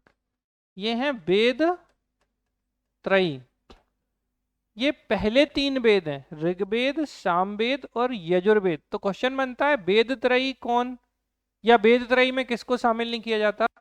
तो ये अथर्ववेद को इसमें शामिल नहीं किया जाता है। 4 वेद है एक। अब वेदों के जो उच्चारण करने वाले पुरोहित हुआ करते थे उनके नाम आते हैं। तो ऋग्वेद का जो उच्चारण करते थे पुरोहित जो होते थे वो होत्र या होता थे। ऋग्वेद में कौन? होत्र या होता। शाम, अच्छा शाम, आपको पता है सामवेद से ही संगीत की उत्पत्ति हुई है, सुना है? सारे गामा पादा नीसा। तो संगीत किससे? सामवेद से। तो अब संगीत को तो गाते हैं, तो इनके पुरोहित कौन हो गए? उद्गाता, याद हो जाएगा। तो सामवेद वाले कौन? उद्गाता, क्योंकि सामवेद संगीत वाला है। यजुर्वेद अध्वर्यु, यजुर्वेद के कौन है? अध्वर्यु। और अथर्ववेद के ब्रह्मा कहलाते हैं। अथर्ववेद के कौन कहलाते हैं? ब्रह्मा। देखो ऋग्वेद के होत्र या होता, सामवेद गाता यानी उद्गाता, बोलो यजुर्वेद अध्वर्यु और अथर्ववेद ब्रह्मा। अब आते हैं इनके ब्राह्मण ग्रंथ। तो इनके जो ब्राह्मण ग्रंथ होते हैं वो ऐत्रेय और कौशितिकी है। ऐत्रेय ऋषि ने लिखा इसलिए ऐत्रेय, और कौशितिकी ऋषि के कारण कौशितिकी है। फिर सामवेद के ब्राह्मण ग्रंथ तांडव और जैमिनी है। अच्छा थोड़ा आगे भी बढ़ जाते हैं। इनके आरण्यक के नाम भी ऐत्रेय और कौशितिकी है। अच्छी बात है। किसके? ऋग्वेद के। इनके उपनिषद भी ऐत्रेय और कौशितिकी हैं, बहुत ही अच्छी बात है। और इनका उपवेद, ये बहुत आता है एग्जाम में। तो एक आपको ध्यान रखना है, इनके गाने वाले पुरोहित मतलब उच्चारणकर्ता, और एक इनके उपवेद कौन से होते हैं, ये बहुत इंपॉर्टेंट क्वेश्चन है। तो ऋग्वेद का आयुर्वेद ऋग्वेद का कौन? आयुर्वेद, ठीक है। फिर दूसरा कौन सा? सामवेद का गंधर्ववेद। अब देखो सामवेद मतलब संगीत से, और आप जानते हैं यक्ष, गंधर्व, अप्सराएं, गाना और बजाना। कनेक्ट करो बस, बाकी कुछ नहीं कहना चाहते हैं। यजुर्वेद, यजुर्वेद का धनुर्वेद है उपवेद। और बचा अथर्ववेद, तो अथर्ववेद का शिल्पवेद या अर्थशास्त्र। ठीक है, तो ये 4 उपवेद हैं, बोलो जल्दी से। ऋग्वेद का आयुर्वेद, ठीक है। सामवेद का गंधर्ववेद, तीसरा धनुर्वेद का, धनुर्वेद यजुर्वेद का, ठीक है। और अथर्ववेद का अर्थशास्त्र या शिल्पवेद। अब आ जाओ यहाँ पे। तो भाई देखो जो ऋग्वेद था उसके ब्राह्मण ग्रंथ ऐत्रेय कौशितिकी, आरण्यक ऐत्रेय कौशितिकी, उपनिषद भी ऐत्रेय कौशितिकी, कोई समस्या नहीं। सामवेद में इनके जो क्या है आपके ब्राह्मण ग्रंथ तांड और जैमिनी है, ठीक है। आरण्यक छांदोग्य आरण्यक किसका है? सामवेद का। और जैमिनी आरण्यक, छांदोग्य और जैमिनी किसके हैं? सामवेद के हैं। और गंधर्ववेद हो ही गया। अब आते हैं यजुर्वेद पे। शतपथ ब्राह्मण पूछा जाता है कई बार। शतपथ ब्राह्मण जो है वो किस वेद से संबंधित है? तो यजुर्वेद से संबंधित है, तैत्तिरीय और बृहदारण्यक। ठीक है, तो तैत्तिरीय ब्राह्मण ग्रंथ, शतपथ ब्राह्मण ग्रंथ और बृहदारण्यक। तो शतपथ, तैत्तिरीय और ब्राह्मण ये तीनों आरण्यक भी हैं। अब आ जाते हैं उपनिषद। तो आपको ये ध्यान रखना होगा कि यजुर्वेद के उपनिषद कठ, ईश, श्वेताश्वर, मैत्रायण, महानारायण और बृहदारण्यक, ये सब किसके हैं? तो ये सारे के सारे आपके यजुर्वेद के हैं। किससे संबंधित हैं? यजुर्वेद से संबंधित। कठ मतलब कठोपनिषद, ईश मतलब ईशोपनिषद, श्वेताश्वर अभी आगे बात करेंगे इनमें से कुछ कुछ पे हम, जैसे बृहदारण्यक पे। और उसके बाद अंतिम जो वेद है हमारा वो क्या है? अथर्ववेद, जिसके पुरोहित ब्रह्मा, ब्राह्मण ग्रंथ, गोपथ ब्राह्मण ग्रंथ, आरण्यक कोई नहीं। तो पूछ लेते हैं किस वेद का आरण्यक नहीं होता? अथर्ववेद का मीन्स नहीं, आरण्यक नहीं। और इनके उपनिषद मुंडकोपनिषद, याद आ रहा है? मुंडकोपनिषद क्या था भैया? सत्यमेव जयते, याद आ रहा है? हमारे राष्ट्रीय क्या था ध्येय वाक्य, नेशनल जो हमारी टैगलाइन थी वो सत्यमेव जयते, इसी मुंडकोपनिषद से लिया गया है, जो किस वेद के अंतर्गत आता है? अथर्ववेद के अंतर्गत आता है। मांडुक्य उपनिषद, प्रश्नोपनिषद, ये सब किससे संबंधित हैं? अथर्ववेद से संबंधित हैं। ठीक है, इनको आप ध्यान रखिएगा अच्छे से। यहाँ से क्वेश्चन बनते हैं, एक उपवेद से क्वेश्चन बनते हैं या पुजारी या पुरोहित से क्वेश्चन बनते हैं, तो गड़बड़ मत करिएगा। अब हम चारों वेदों को अलग अलग देख लेते हैं। कंटिन्यू करें ना, थके हके तो नहीं होंगे, आज तो पढ़ाई कम है।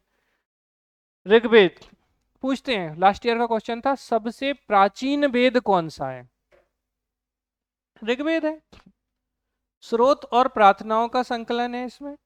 कुल मंडल पूछे जाते हैं कि ऋग्वेद में कितने मंडल हैं? तो 10 मंडल हैं ऋग्वेद में। कितने सूक्त हैं? 1028 सूक्त हैं। और कितने मंत्र हैं? 10,552 मंत्र हैं। बस आपको मंडल याद रखना है और सूक्त बाकी सब छोड़ देना। तो 1028 सूक्त होते हैं और 10 मंडल होते हैं ऋग्वेद में। ठीक है, इनमें से जैसे 1017, 228 है ना कुल, तो 1017 साकल कहलाते हैं और 11 क्या कहलाते हैं? बालखिल्य। तो पूछे जाते हैं कि ऋग्वेद में कितने बालखिल्य, मतलब जो बाद में जोड़े गए, तो 11 जो हैं वो कैसे हैं? बालखिल्य हैं। ठीक है, शूद्र वर्ण का वर्णन 10वें मंडल में किया गया है। तो अगर पूछें कि शूद्र वर्ण का वर्णन सबसे पहले किसमें किया गया, तो ऋग्वेद के 10वें मंडल में किया गया। इंपॉर्टेंट क्वेश्चन है, पूछा गया है। तीसरे मंडल में मैंने आपसे पूछा था उस दिन, हम इतने जवाब भी दिया था कि गायत्री मंत्र। अच्छा मजेदार क्वेश्चन पूछते हैं, गायत्री मंत्र तो सबने सुना होगा, कौन सा है? ओम भूर्भुवस्सुवः तत्सवितुर्वरेण्यं भर्गो देवस्य धीमहि। वाह बढ़िया, वेरी गुड। तो ये अच्छा मैडम बताएं आप, गायत्री मंत्र किसको समर्पित है? अच्छा मैक्सिमम लोग गलत बताएंगे, बताओ, पहले ही बोल देते हैं। ठीक है, तो आंसर करना है सवित्र। आंसर सही है, सूर्य गलत नहीं है, लेकिन ऑथेंटिक आंसर क्या है? सवित्र। सूर्य के ही एक रूप है सवित्र भी, तो सवित्र के लिए है, ध्यान रखना। अच्छा, और जिनने गायत्री मंत्र गाए होंगे तो अभी तो अच्छा है आप लोगों ने सरस्वती माता बोला, नहीं तो कुछ लोग बोलते हैं गायत्री माता को, यही सुना है अभी तक बोले। ठीक है, तो सवित्र। अरे अच्छा मजेदार बात यह है कि हम सब जो देखे होते हैं, हमने खूब पूजा की होती है गायत्री मंदिर में जा जाके, और हमने बचपन से खूब पढ़ा होता है इसी मंत्र को, लेकिन जैसे हमें कोई नहीं बताता आज तक कि गणतंत्र दिवस मनाते क्यों है। हम लोगों की कॉलोनी में गणतंत्र दिवस पे एक नेताजी आए थे, वो बड़े अच्छे अच्छे भाषण दे रहे थे, मैं भी मजे लेके सुन रहा था एकदम, और वो इतना बढ़िया बखान कर रहे थे, मन तो कर रहा था इनसे माइक छुड़ा के मैं बोलने लगूं कि क्या पढ़ा रहे हो जनता को यार, कुछ भी बोल रहे हो। ठीक है, तो तीसरे मंडल में मतलब उन्हें सच में नहीं पता था कि रिपब्लिक का मतलब होता क्या है। अब हम 100 बार तो पढ़ा ही चुके होंगे रिपब्लिक क्या होता है, तो मन था कि हम नेताजी को थोड़ा समझा दें, फिर हमने कहा रहने दो। तीसरे मंडल में गायत्री मंत्र, इंपॉर्टेंट क्वेश्चन है कि ऋग्वेद के कौन से मंडल में है गायत्री मंत्र? तीसरे में है, रचनाकार विश्वामित्र ऋषि। ठीक है, और नौवा मंडल सोम को समर्पित है। 10वें में वर्ण व्यवस्था, शूद्र वर्ण यानी कि। तीसरे में गायत्री, गायत्री में 3 ही अक्षर हैं, ऐसे याद रख लो। तो तीसरे मंडल विश्वामित्र, और नौवा मंडल सोम को समर्पित है। ठीक है, तो ये तो हो गया। मैं मंडल आपको दिखा दूं, या चार्ट था कहीं, फिर आगे बढ़ेंगे। हाँ ये रहा। तो ऋग्वेद के जो 10 मंडल हैं, देखो पहला मधुछंदा या मेघा तिथि माने जाते हैं इसके रचयिता। पहले मंडल के कौन? मधुछंदा या मेघा तिथि। द्वितीय के गृहस्थमद। तीसरे याद आए अब? विश्वामित्र, क्योंकि तीसरा मंडल किसको समर्पित था? गायत्री मंत्र को। रचयिता कौन है? विश्वामित्र। चौथा जो था, चौथे को ऐसे याद रख लो, वामदेव। 4 ही अक्षर हैं, करो याद। तीसरा गायत्री, तो गायत्री वाले कौन? विश्वामित्र। चौथे का वामदेव। अच्छा, पांचवे को अत्रि याद रख लो, ANTRI। 5 अक्षर है ना अल्फाबेट। अंतरी 5, मतलब मुझे ऐसे याद है, आप लोग देख लो फिर नहीं तो। भारद्वाज 6। 7 हमेशा क्या कहा है? 7 हमेशा विशिष्ट होता है। जैसे हमने कहा था ना 7वें राष्ट्रपति कौन से थे? अरे 7 हमेशा लोग ज्ञानियों का देते हैं, याद कराया था ना। तो 7वें राष्ट्रपति ज्ञानी जैल सिंह थे, और यहाँ 7 का अंक हमेशा विशिष्ट होता है, तो ये वशिष्ठ थे। 8 के कण्व और अंगिरस हैं, 9वें के अंगिरस और कश्यप हैं, और 10 के बिमदा, इंद्रा, सची और अन्य हैं। जिनमें से 7वें पूछ सकते हैं आपसे, विश्वामित्र, क्योंकि विश्वामित्र और वशिष्ठ की लड़ाई हुई थी, तो इसलिए ये महत्वपूर्ण हो जाता है। तो तीसरा मंडल गायत्री मंत्र से संबंधित है, इसलिए इसके रचनाकार विश्वामित्र हैं। चौथे के वामदेव हैं, 5वें के अत्रि हैं, 6वें के भारद्वाज हैं, 7वें विशिष्ट यानी वशिष्ठ हैं, 8वें कण्व अंगिरस हैं, 9वें के अंगिरस कश्यप हैं, और 10वें के विमदा, इंद्रा, सची और अन्य। अब दूसरा बचा तो गृहस्थमद, और पहला कौन था? मधुच्छंदा या मेघा तिथि था। चलो वापस आ जाओ। तो पहला वेद हमारा हो गया ऋग्वेद। अब आते हैं हम दूसरे वेद पर, यजुर्वेद। यजुर्वेद जो है ना बेटा, यज्ञ की विधियां। अब पहले तो यजुर्वेद का उपवेद कौन सा था? धनुर्वेद। और ऋग्वेद का आयुर्वेद। सामवेद का गंधर्ववेद। और अथर्ववेद का शिल्पवेद, अर्थशास्त्र। चलो, तो यज्ञ की विधियां कुछ नहीं, अगर आपको ज्यादा कुछ नहीं आए तो या से यजुर्वेद या से यज्ञ। ठीक है, तो यज्ञ की विधियां, यजुर्वेद गद्य और पद्य दोनों में लिखा गया है। ठीक है, कृष्ण यजुर्वेद और शुक्ल यजुर्वेद। यहां से क्वेश्चन बनता है, थोड़ा ध्यान दीजिएगा। पूछा जाता है, अब जैसे कृष्ण जी हैं, तो कृष्ण जी तो सब जगह विद्यमान है, गद्य में भी होंगे और पद्य में भी होंगे। तो कृष्ण यजुर्वेद जो है वो दोनों में होगा, गद्य और पद्य में। अरे विष्णु भगवान के अवतार हैं, सब जगह हैं, तो गद्य और पद्य दोनों में। अब आते हैं शुक्ल यजुर्वेद। तो जो शुक्ल यजुर्वेद है उसे वाजस्नेही संहिता कहते हैं। मीन्स में भी पूछा गया है, सीधा क्वेश्चन था, वाजस्नेही संहिता। इतना सड़ा सा क्वेश्चन है, अगर ढंग से पढ़ो तो कुछ नहीं है। क्या है वाजस्नेही संहिता में? अन्य नाम शुक्ल यजुर्वेद। किसका भाग है?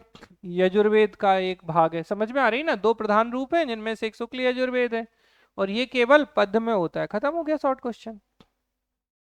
किसमें होता है? पद्य में, शुक्ल यजुर्वेद। अंतिम भाग इसका जो है ना बेटा, ईशोपनिषद क्या कहलाता है? ईशोपनिषद आध्यात्मिक चिंतन से संबंधित है। किसका?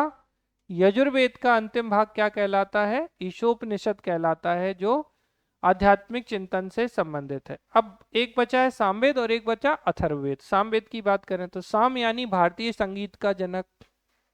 ठीक है, इंडियन म्यूजिक। साम का अर्थ गान संगीत, इसीलिए कौन गाएंगे? उद्गाता। और इसका उपवेद गंधर्ववेद। अरे अक्ष गंधर्व गाएंगे ना। तो यज्ञों के अवसर पर गाए जाने वाले मंत्रों का, तो यज्ञ के समय जो मंत्र गाते हैं, यज्ञ कराएंगे किसमें? यजुर्वेद में। और मंत्र किसके गाएंगे? सामवेद के। ठीक है, 1875 मंत्र हैं कुल।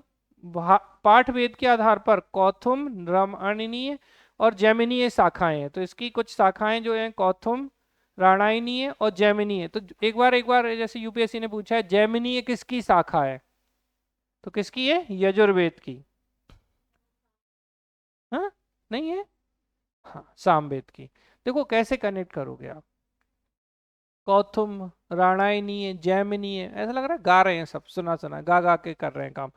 तो ध्यान रखिएगा, कृष्ण यजुर्वेद था और शुक्ल यजुर्वेद था। कृष्ण यजुर्वेद गद्य और पद्य दोनों में था, जबकि शुक्ल यजुर्वेद को वाजस्नेयी संहिता कह रहे थे और ये सिर्फ पद्य में था। लास्ट अथर्ववेद। अब जादू टोना की बात करेंगे। अथर्ववेद में तो तात्कालिक लोक परंपराओं, भूत प्रेत, विभिन्न औषधियों का उल्लेख है। अन्य वेदों की अपेक्षा सर्वाधिक ऐतिहासिक महत्व, अगर याद हो, इतिहास की अवधारणा किस वेद से आई है? अथर्ववेद से आई है। कुल इसमें मंडल 20 हैं, 730 सूक्त हैं, 5987, अच्छा है ना, 987 और 5। तो जिनमें से 1200 मंत्र ऋग्वेद के हैं। दो शाखाएं हैं, सौनक और पिप्पलाद। कौन कौन सी शाखाएं हैं? इसमें मगध और अंग के बारे में बात मिलती है, और ये मैंने आपको बताया था, ये क्वेश्चन लास्ट ईयर भी पीएससी ने पूछा था। सभा और समिति, प्रजापति की दो पुत्रियां हैं, किसमें कहा गया है? अथर्ववेद में कहा गया है। अब थोड़े से ब्राह्मण ग्रंथों की बात करें, बहुत इंपॉर्टेंट है शतपथ ब्राह्मण, बहुत बहुत बहुत। नए सिलेबस में तो सीधा लिखा है ब्राह्मण ग्रंथ, आरण्यक। तो अब उन पे आ जाते हैं हम जरा। तो देखिए, एक तो शतपथ ब्राह्मण किसका है? देखो, सात से शतपथ और सात से शुक्ल, और शुक्ल किसका था? तो यजुर्वेद का। शुक्ल और कृष्ण यजुर्वेद थे। तो शतपथ ब्राह्मण किसका है? सासा शतपथ शुक्ल यजुर्वेद का ब्राह्मण ग्रंथ है।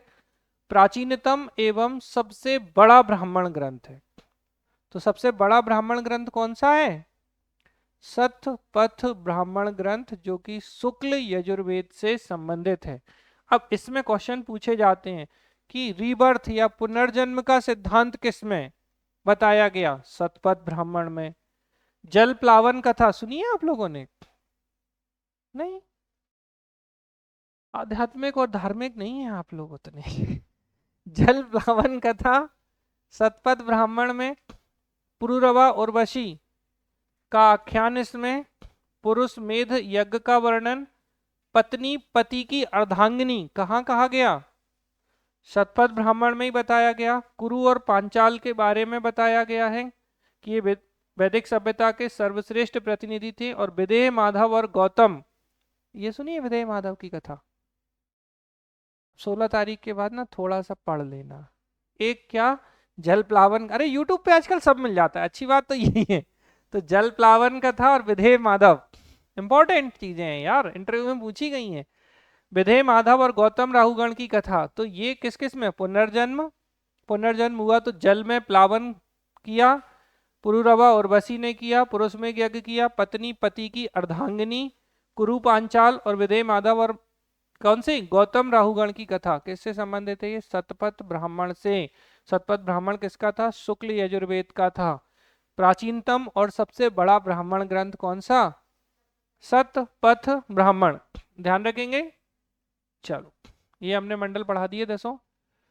एक इंपॉर्टेंट बात ये भी है कि जो प्राचीन कालीन या वैदिक कालीन नदियां थीं, उनके प्राचीन नाम और वर्तमान नाम पूछे जाते हैं। तो बताओ, पहले प्राचीन बताएं या पहले वर्तमान? पहले तो वर्तमान ही जानते होगे आप लोग। तो सरस्वती सुना है? तो सरस्वती का प्राचीन नाम था नदी तमा, देवी तमा, माते तमा और नदियों की माँ। तो पूछा जाता है कि नदियों की माँ, मदर ऑफ ऑल रिवर्स, किसे कहा जाता है? सरस्वती को। अगर पूछे सबसे पवित्र नदी कौन सी है वैदिक काल की, जो माता है वही पवित्र है, तो सरस्वती। लेकिन अगर पूछें कि सर्वाधिक वर्णन किस नदी का किया गया, तो सिंधु का। तो सा से सर्वाधिक, सर्वाधिक बार वर्णन सिंधु का किया गया। लेकिन पवित्र कौन सी है? सरस्वती। नदियों की माँ कौन सी है? नदी तमा, माते तमा, देवी तमा, माते तमा, ठीक है, ये सरस्वती है। सिंधु सर्वाधिक बार उल्लेख किया गया है। सिंधु का प्राचीन नाम था हिरण्ययी। क्या था? हिरण्ययी। चेनाब नदी जो वर्तमान में है, चेनाब नदी के किनारे क्या था? सिंधु घाटी का स्थल। बता देना प्लीज, बता दो। कहाँ क्या? मांडा। मांडा था ना जम्मू कश्मीर के अखनूर डिस्ट्रिक्ट में, मांडा। चेनाब नदी कौन सी सीमा थी? अरे नॉर्थ थी ना, यही थी ना, नॉर्थ साउथ ईस्ट वेस्ट, यहाँ मांडा। समय नहीं है, नहीं तो बढ़िया बताते हैं। दायमाबाद, पूर्व में आलमगीरपुर, सुत का गेंडोर, ठीक है। बलूचिस्तान, जम्मू, कहाँ था? यूपी, दायमाबाद, महाराष्ट्र, अहमदनगर, प्रवरा नदी के किनारे। अच्छा ये नदी नहीं बताई मैंने आपको, हिंडन नदी के किनारे, वेरी गुड। चलो, व्यास, विपाशा। अच्छा जिसका रिपीट होता है वो तो एकदम मतलब मजे से पड़ता है, बोले आहा कितना सरल है ना। अच्छा बाकी लोगों से पूछो कि इनके जीवन पे क्या बीत रही होगी। ऐसा लग रहा होगा पहले एक गोली मारते हैं, फिर पूछते हैं क्यों दर्द हुआ, तब तक कहते हैं दूसरी गोली खा, हैं? और तीसरी गोली फिर मार देते हैं, फिर पूछते हैं अच्छा बताते पहली गोली कौन सी खाई थी, हैं? ऐसी स्थिति है ना, यही हाल है। देखो बताया, रावी नदी को परुष्णी नदी कहते हैं, ठीक है। तो रावी जो वर्तमान नाम है वो प्राचीन नाम क्या था? परुष्णी। झेलम को बेतस्ता कहा जाता था, सतलुज को सुतुद्री कहा जाता था, घग्गर को द्रुष्टवती कहा जाता था, और गंडक को सदा नीरा कहा जाता था। अच्छा जब आराम से पढ़ाते हैं सब याद हो जाते हैं, मतलब वो लड़के भी सब बता देगी एक एक करके। तो मुद्दा सिर्फ इतना ही है ना? शिवानी बताओगी? बताओ जल्दी से, सरस्वती के क्या क्या नाम थे? जल्दी बताओ। नदी तमा, माते तमा, देवी तमा। पवित्र नदी थी, सिंधु हिरण्ययी है, चेनाब अस्कनी है, ब्यास देखो, ब्यास विपाशा, विपाशा उसको कौन भूलता है, ऐसे याद रख लो। रावी परुष्णी, झेलम बेतस्ता। झेलम का युद्ध किसके बीच हुआ था? सिकंदर और पोरस के बीच, ठीक है। हाइडेस्पीस का युद्ध बोला था जैसे। सतलुज, सतुद्री, घग्गर, द्विजदती, गंडक, सदानीरा, ठीक। तो ये प्राचीन और वर्तमान नाम है जिनको आपको ध्यान रखना है, ठीक है। कुछ वैदिककालीन शब्द हैं जैसे कृष्ण अयस, तो कृष्णी का श्याम वर्ण था तो लोहे जैसा था। कुसीद पूछा गया है तो कुसीद मतलब ऋण, ठीक है। कुसीदिन ऋणदाता, कुसीद ऋण, और जो दे किसी को ऋण तो वो क्या है? कुसीदिन। बेकनाट, ये भी पूछा गया, सूदखोर जो दूसरे के पैसे उधार देता है और पैसे में ब्याज देता है, खूब सारा ब्याज खाता है तो सूदखोर है। अच्छा बढ़ई, कारपेंटर का काम करने वाले। स्पर्श या स्पस, गुप्तचर है। स्पाइक, ऐसे स्पस स्पाइक, ऐसे याद रख लो बस। ग्रामणी, ग्राम का मुखिया, और अस्म चक्र, रहट की चरखी। अच्छा रहट देखिए आप लोगों ने? ऐसा लगता है अमेरिका में रहते हो, रहट की चरखी। कोई बात नहीं, जहाँ भी रहते हैं रहते हैं, क्या कर सकते हैं हम इसमें। उपनिषद या वेदांत, अब क्यों पूरा कराएंगे सिंधु, ये तो वैदिक काल, इससे पहले नहीं छोड़ेंगे बस, चाहे आप जो हो। वैसे तो और बहुत सारा पढ़ाना था लेकिन अब झेलने क्षमता दिख नहीं रही है। 5 मिनट में वैदिक काल कंप्लीट, बस 5 मिनट और कृपया झेलें। एक गोली के बाद दूसरी गोली के बारे में नहीं पूछेंगे। दर्शन पर आधारित है, तो उपनिषद क्या है? उपनिषद को ही हम वेदांत कहते हैं। वेदांत का मतलब वेदों का अंत, तो लास्ट पार्ट ऑफ वेदास क्या कहलाते हैं? वेदांत या उपनिषद कहलाते हैं, ठीक है। और समझो, उप मतलब नजदीक और निषद मतलब ज्ञान, ठीक है। तो गुरु के समक्ष बैठकर जब ज्ञान प्राप्त किया जाता है तो वो उपनिषद होते हैं, ठीक है। तो दर्शन पर आधारित है, अब फिलॉसफी है ये। शाब्दिक अर्थ, ज्ञान की प्राप्ति हेतु गुरु शिष्य का गुरु के समीप बैठना, समझ में आ गया होगा उपनिषद का अर्थ, कभी एक आध बार पूछ लेते हैं, ये बहुत इंपॉर्टेंट है। अब याद करो श्वेताश्वर उपनिषद, कुछ याद आ रहा है? श्वेताश्वर उपनिषद किस वेद के अंतर्गत था? बताओ जल्दी से। अच्छा नहीं, पहली गोली नहीं पूछना है, अभी बोला था। तो ये किसमें था? अथर्ववेद में था, ठीक है। तो अब कोई ऐसे नहीं पूछता कि किस वेद का है, क्वेश्चन आता है मोक्ष का सर्वप्रथम उल्लेख। मोक्ष जानते हैं? जन्म मरण के चक्र से मुक्ति, free from the birth and death cycle, मोक्ष है ये। अभी मोक्ष मिलेगा हम सबको, देखो आप। तो श्वेताश्वर उपनिषद में क्या? मोक्ष का वर्णन। बृहदारण्यक, याज्ञवल्क्य और गार्गी के बीच का वर्णन है बृहदारण्यक में। बृहदारण्यक में कौन? गार्गी और याज्ञवल्क्य ऋषि जो है, इनके बीच का संवाद है।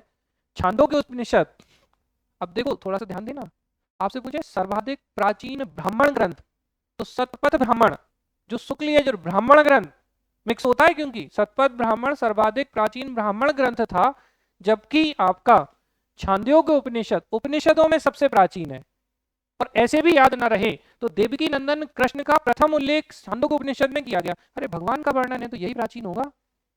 तो किस उपनिषद में देवकी नंदन कृष्ण का वर्णन है? छांदोग्य में। सत्यकाम जावाली की कथा, ये सत्य की खोज में गए थे, ठीक है, इनका वर्णन इसके अलावा ब्रह्मचर्य, गृहस्थ और वानप्रस्थ 3 आश्रमों का उल्लेख छांदोग्य उपनिषद में किया गया है। ये मीन्स में पूछा गया, प्री में पूछा गया है कि सर्वप्रथम किस उपनिषद में 3 आश्रमों का वर्णन है। तो पहला आश्रम ब्रह्मचर्य, दूसरा गृहस्थ, तीसरा वानप्रस्थ। संन्यास नहीं था इसमें।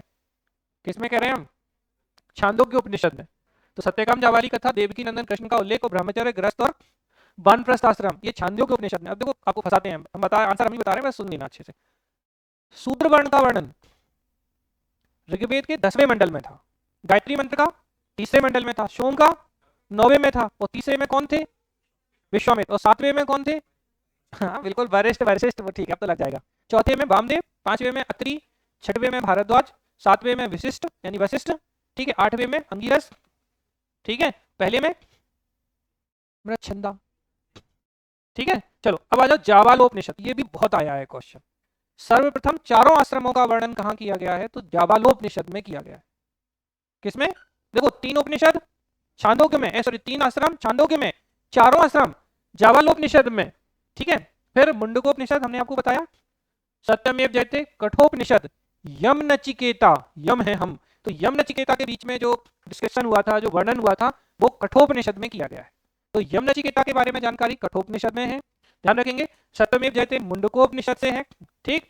जाबालोपनिषद में चारों आश्रमों का वर्णन है, 3 आश्रम का छांदोग्योपनिषद में है, देवकीनंदन कृष्ण का है, सत्यकाम जाबाली कथा है इसमें, ठीक है। बृहदारण्यक याज्ञवल्क्य और गार्गी के बीच में है, जबकि सतपथ ब्राह्मण ब्राह्मण ग्रंथ है जो सबसे प्राचीन और बड़ा ब्राह्मण ग्रंथ है, जो कि शुक्ल यजुर्वेद से संबंधित था। याद हो रहा है कुछ कुछ की नहीं हो रहा है? अरे ये उपनिषद है, अभी 3 बार बोल चुके इसीलिए तो बोल रहे हैं कि हम गोली छोड़ देते हैं फिर दिक्कत होती है। ये छांदोग्य होती है, आप मतलब पढ़ के गलत करते हैं क्वेश्चन, आप बिना पढ़े तो छोड़ ही दो। तो छांदोग्य उपनिषद सबसे प्राचीन उपनिषद है, मैंने रिपीट इसीलिए किया था, और सबसे प्राचीन ब्राह्मण ग्रंथ सतपथ ब्राह्मण ग्रंथ, ठीक है। चलो युद्ध कराते हैं और अंतिम चरण की तरफ चलते हैं, दशराग युद्ध। तो दशराग युद्ध जो है इसका वर्णन ऋग्वेद के 7वें मंडल में मिलता है। अब क्यों? मैंने अभी थोड़ी देर कहा था कि विश्वामित्र और किनके बीच लड़ाई हुई? वशिष्ठ के मत, और वशिष्ठ थे कहाँ? 7वें में, क्योंकि 3रे में तो गायत्री मंत्र था। तो किस चीज की लड़ाई? ओम ऊर्वश्वा, लड़ाई का कोई काम ही नहीं है। तो 7वें में वशिष्ठ के कारण, तो सुदास द्वारा विश्वामित्र को हटाकर जब वशिष्ठ को पुरोहित बना दिया जाएगा तो होगा ये दशराग युद्ध। तो राजा जो सुदास थे उन्होंने क्या किया? विश्वामित्र को पुरोहित पद से हटाकर ऋषि वशिष्ठ को पुरोहित बना दिया। अब पक्ष में देखें तो आर्य और अनार्य थे। ये जो युद्ध है ना दशराग युद्ध, ये परुष्णी नदी के किनारे, क्वेश्चन पूछा जाता है कि दशराग युद्ध किस नदी के किनारे हुआ था, और परुष्णी को वर्तमान में हम रावी कहते हैं, तो परुष्णी या रावी नदी के तट पर लड़ा गया था। अब बात करें तो एक था भरत कबीला, तो भरत के थे राजा सुदास। कौन थे? सुदास। और इनका राजवंश कौन सा था? त्रित्सु। हर एक शब्द से क्वेश्चन पूछे गए तो आराम से सुन लीजिए, बिल्कुल मतलब थक गए तो भी सुन लीजिए। तो भरत कबीले के या भरत कुल के जो प्रमुख थे वो राजा सुदास थे। ये त्रित्सु वंश से संबंधित थे। इनके विरुद्ध जो 10 राजा थे, इसीलिए क्या कहा जाता है? 10 राग युद्ध, मतलब 10 राजाओं के विरुद्ध युद्ध किया गया था। समझ में आ रही ना बात? तो 10 राजा थे। अब इनमें कौन थे? तो 5 थे पंचजन, पंच मतलब 5, और 5 थी लघु जनजातियां। अब देखो यहां से यूपीएससी ने पूछा था कौन जनजाति नहीं थी, समझ में आ रही? तो 5 जन थे, 5 लघु जनजातियां थी, अली, पख्त, भलानस, शिव तथा विषाणिन। अली कोमा है यहाँ, पख्त, भलानस, शिव, भले ही सिर्फ, और विष भी जाते हैं, तो इतना तो याद हो गया। अली, पख्त, पख्त की तो पथ पे चलो, किसके पथ पे? भले पथ पे। भले पथ पर कौन है? शिव जी हैं, और शिव जी क्या पी लेंगे? विष पी लेंगे, ठीक है। तो विषाणन, ये 5 राजा जो थे वो लघु जनजातियों के थे, पंचजन थे, ठीक है। सुदास जीते इस युद्ध को। तो पूछा जाता है कि दशराग युद्ध में कौन जीता? सुदास जीते। और इनके पुरोहित कौन थे? वशिष्ठ थे। तो क्योंकि किनको हटा दिया था? विश्वामित्र को हटा दिया था। तो ये था आपका दशराग युद्ध, इसको आपको ध्यान रखना है। बाकी गोत्र का अर्थ होता है, ये उत्तर वैदिक काल में शुरू हुआ था, मतलब जहां समूचे कुल का गोधन पाला जाता था वो गोत्र कहा जाता था। बेसिकली अर्थ बोलें तो एक ही मूल पुरुष से उत्पन्न संतानें जो होती, मतलब हमारे दादाजी, उनके दादाजी, उनके दादाजी, तो एक मूल पुरुष हो गए, तो उनसे जो संतानें होती है उनका गोत्र क्या होगा? अच्छा अभी नहीं होता, शादी में पूछे जाते हैं ये। अच्छा याद रखना, भारत में किसी भी समाज में सगोत्री विवाह नहीं होते हैं, किसी भी समाज में। सगोत्री समझ रहे हैं ना, क्योंकि एक ही गोत्र से होंगे तो बहन भाई होंगे जिनके बीच में शादी नहीं हो सकती। तो सगोत्री विवाह सर्वप्रथम उल्लेख ऋग्वेद में है, ठीक है। तो इसको थोड़ा सा ध्यान रखना। त्रिवर्ग, तो देखो पहले मैं बताता हूं आपको, 4 होते हैं, धर्म, अर्थ, काम और मोक्ष। ये क्या है? 4 पुरुषार्थ हैं। पहले 3 जो होते हैं वो त्रिवर्ग होते हैं। तो धर्म, अर्थ और काम त्रिवर्ग हो गया। चतुर पुरुषार्थ में कौन होगा? धर्म अर्थ काम और मोक्ष। देखो 4 ही पुरुषार्थ हैं, 4 ही आश्रम हैं, 4 ही वेद हैं, 4 ही उनके पुरोहित हैं, 4 ही उपवेद हैं, ठीक है, 4 ही वर्ण हैं, ब्राह्मण क्षत्रिय वैश्य और शूद्र। तो 4 4 4 4 ध्यान रखना है, ठीक। बस लास्ट है ऐत्रेय ब्राह्मण के अनुसार, ऐत्रेय याद है, ऐत्रेय और कौशिकी ऋग्वेद के थे। तो ऐत्रेय ब्राह्मण में बेटा शासकों को डायरेक्शन के अकॉर्डिंग कुछ नाम दिए जाते हैं। ये इंटरव्यू में बहुत पूछते हैं, मेरा सर पूछते हैं, अच्छा राजा जानते हो, फिर थोड़ी देर में पूछते हैं अच्छा सम्राट कौन होता है, क्या, फिर पूछते हैं विराट कौन होता है, अच्छा भोज कौन होता है। तो थोड़ा समझना, उत्तर दिशा में जो शासन करता है वो विराट है, स्वराट कौन है जो पश्चिम दिशा में शासन करे, सम्राट कौन है जो पूर्व में शासन करे, भोज जो दक्षिण में शासन करे, और राजा जो मध्य में शासन करे, और एकराट जो सभी दिशाओं में शासन करे। तो एकराट कौन? जो सभी दिशाओं में, राजा मध्य में, ठीक है, भोज दक्षिण में, पूर्व में सम्राट, पश्चिम में स्वराट और उत्तर में विराट। मतलब समझ में आ रही है? अगर आप इसको ऐसे देखोगे तो ये नॉर्थ है विराट, दक्षिण में कौन है? भोज है ना, पूर्व में सम्राट, पश्चिम में जल्दी बोलो स्वराट, और मध्य में वैसे ही राजा केंद्र में ही होता है, और जो सारी दिशाओं में हो। किसने ली थी एकराट की उपाधि? हाँ चलो हो गया यहाँ तक। Mahapadmananda, very good. अधिकारी हैं उच्च अधिकारी, रत्निन राजा के उच्च अधिकारी होते थे, ये कुलीन वर्ग से संबंधित होते थे, कान में ये रत्न पहनते थे, इसीलिए इन्हें रत्निन कहा जाता था। एक बार क्वेश्चन पूछा गया था कि वैदिक काल में या शतपथ ब्राह्मण के अनुसार कितने रत्न या अधिकारी होते थे? तो 12 रत्न। 12 राशियां होती हैं, 12 ही होती है ना, उनके 12 रत्न होते हैं। तो ऐसे याद रखो रत्न कितने? 12, ठीक है। अंतिम विदथ, सीधा क्वेश्चन, वैदिक काल की सबसे ठीक है प्राचीन संस्था, सीधा क्वेश्चन पूछा गया है। तो वैदिक काल की सबसे प्राचीन कौन सी थी? आर्यों की प्राचीनतम संस्था थी विदथ। देखो 3 संस्थाओं की हम बात करेंगे, सभा, समिति और विदथ। सभा और समिति तो कौन थी? अथर्ववेद में कहा गया ये प्रजापति की बेटियां हैं। अब विदथ की बात करें, आर्यों की प्राचीनतम संस्था है, उत्तर वैदिक काल में लुप्त हो गई थी, 122 बार इसका उल्लेख किया गया है, और सर्वाधिक महत्वपूर्ण संस्था थी, ठीक है। अब सभा और समिति बची, तो सभा कुलीनों या वृद्धों की संस्था थी। सभा किनकी थी? कुलीनों की, वृद्धों की। न्यायालय या संसद के रूप में ये काम करती थी कौन? सभा। और प्रधान कौन होता था इसका? सभापति जो है इसका प्रधान होता था। किसकी बात कर रहे हैं? सभा की, कुलीनों की। अब पूछते हैं न्यायालय या संसद के रूप में, तो सभी होगी। प्रधान कौन होगा? सभापति। समिति विश्व या जनसाधारण की, क्योंकि जब सभा कुलीन की है, एलीट क्लास की है, तो ये सामान्य संस्था होगी, सामान्य लोगों की। अब इलेक्शन हमेशा सामान्य लोगों से ही होते हैं, तो राजा का निर्वाचन कौन करेगा? समिति करेगी। प्रधान इसके ईशान होते थे राजा, ठीक है। सभा और समितियां, प्रजापति की 2 पुत्रियां होती थी, जय भगवान जी की, बस देवता और कंप्लीट अपना। पृथ्वी के देवता पृथ्वी होंगे, सोम होंगे, नौवामंडल था बृहस्पति और अग्नि। दूसरे सर्वाधिक महत्वपूर्ण देवता, इनके लिए 200 सूक्त थे। देखो इंद्र सर्वाधिक महत्वपूर्ण है, आप सब जानते हैं, युद्धों के देवता। तो इंद्र को कितने? 250 सूक्त थे। अग्नि को कितने? 200 थे, ठीक है, ध्यान रखना। तो कौन कौन? इंद्र 250 सूक्त, 250, अग्नि 200 सूक्त थे। आकाश के देवता में मित्र है, विष्णु है, वरुण है, सूर्य है, भूषण है। भूषण वनस्पतियों, पशुओं, शूद्रों के देवता होते थे, इनको आप ध्यान रखिएगा, ठीक है। नैतिक व्यवस्था या ऋत या समुद्र के देवता कौन होते थे? तो वरुण होते थे। वरुण, वरुण को ऋतस्य गोपा भी कहा गया है। तो एक बार क्वेश्चन पूछा गया था कि ऋतस्य गोपा किसे कहा गया है? तो वरुण को ऋतस्य गोपा कहा गया है, ठीक है, ध्यान रखेंगे। अब अंतरिक्ष में चलते हैं, तो अंतरिक्ष में कौन है देवता? इंद्र, सर्वाधिक महत्वपूर्ण देवता, 250 बार इनका उल्लेख किया गया है, और इन्हें पुरंदर कहा जाता है। ये क्वेश्चन भी पीएससी का रिपीटेड क्वेश्चन है कि पुरंदर किसे कहा जाता है?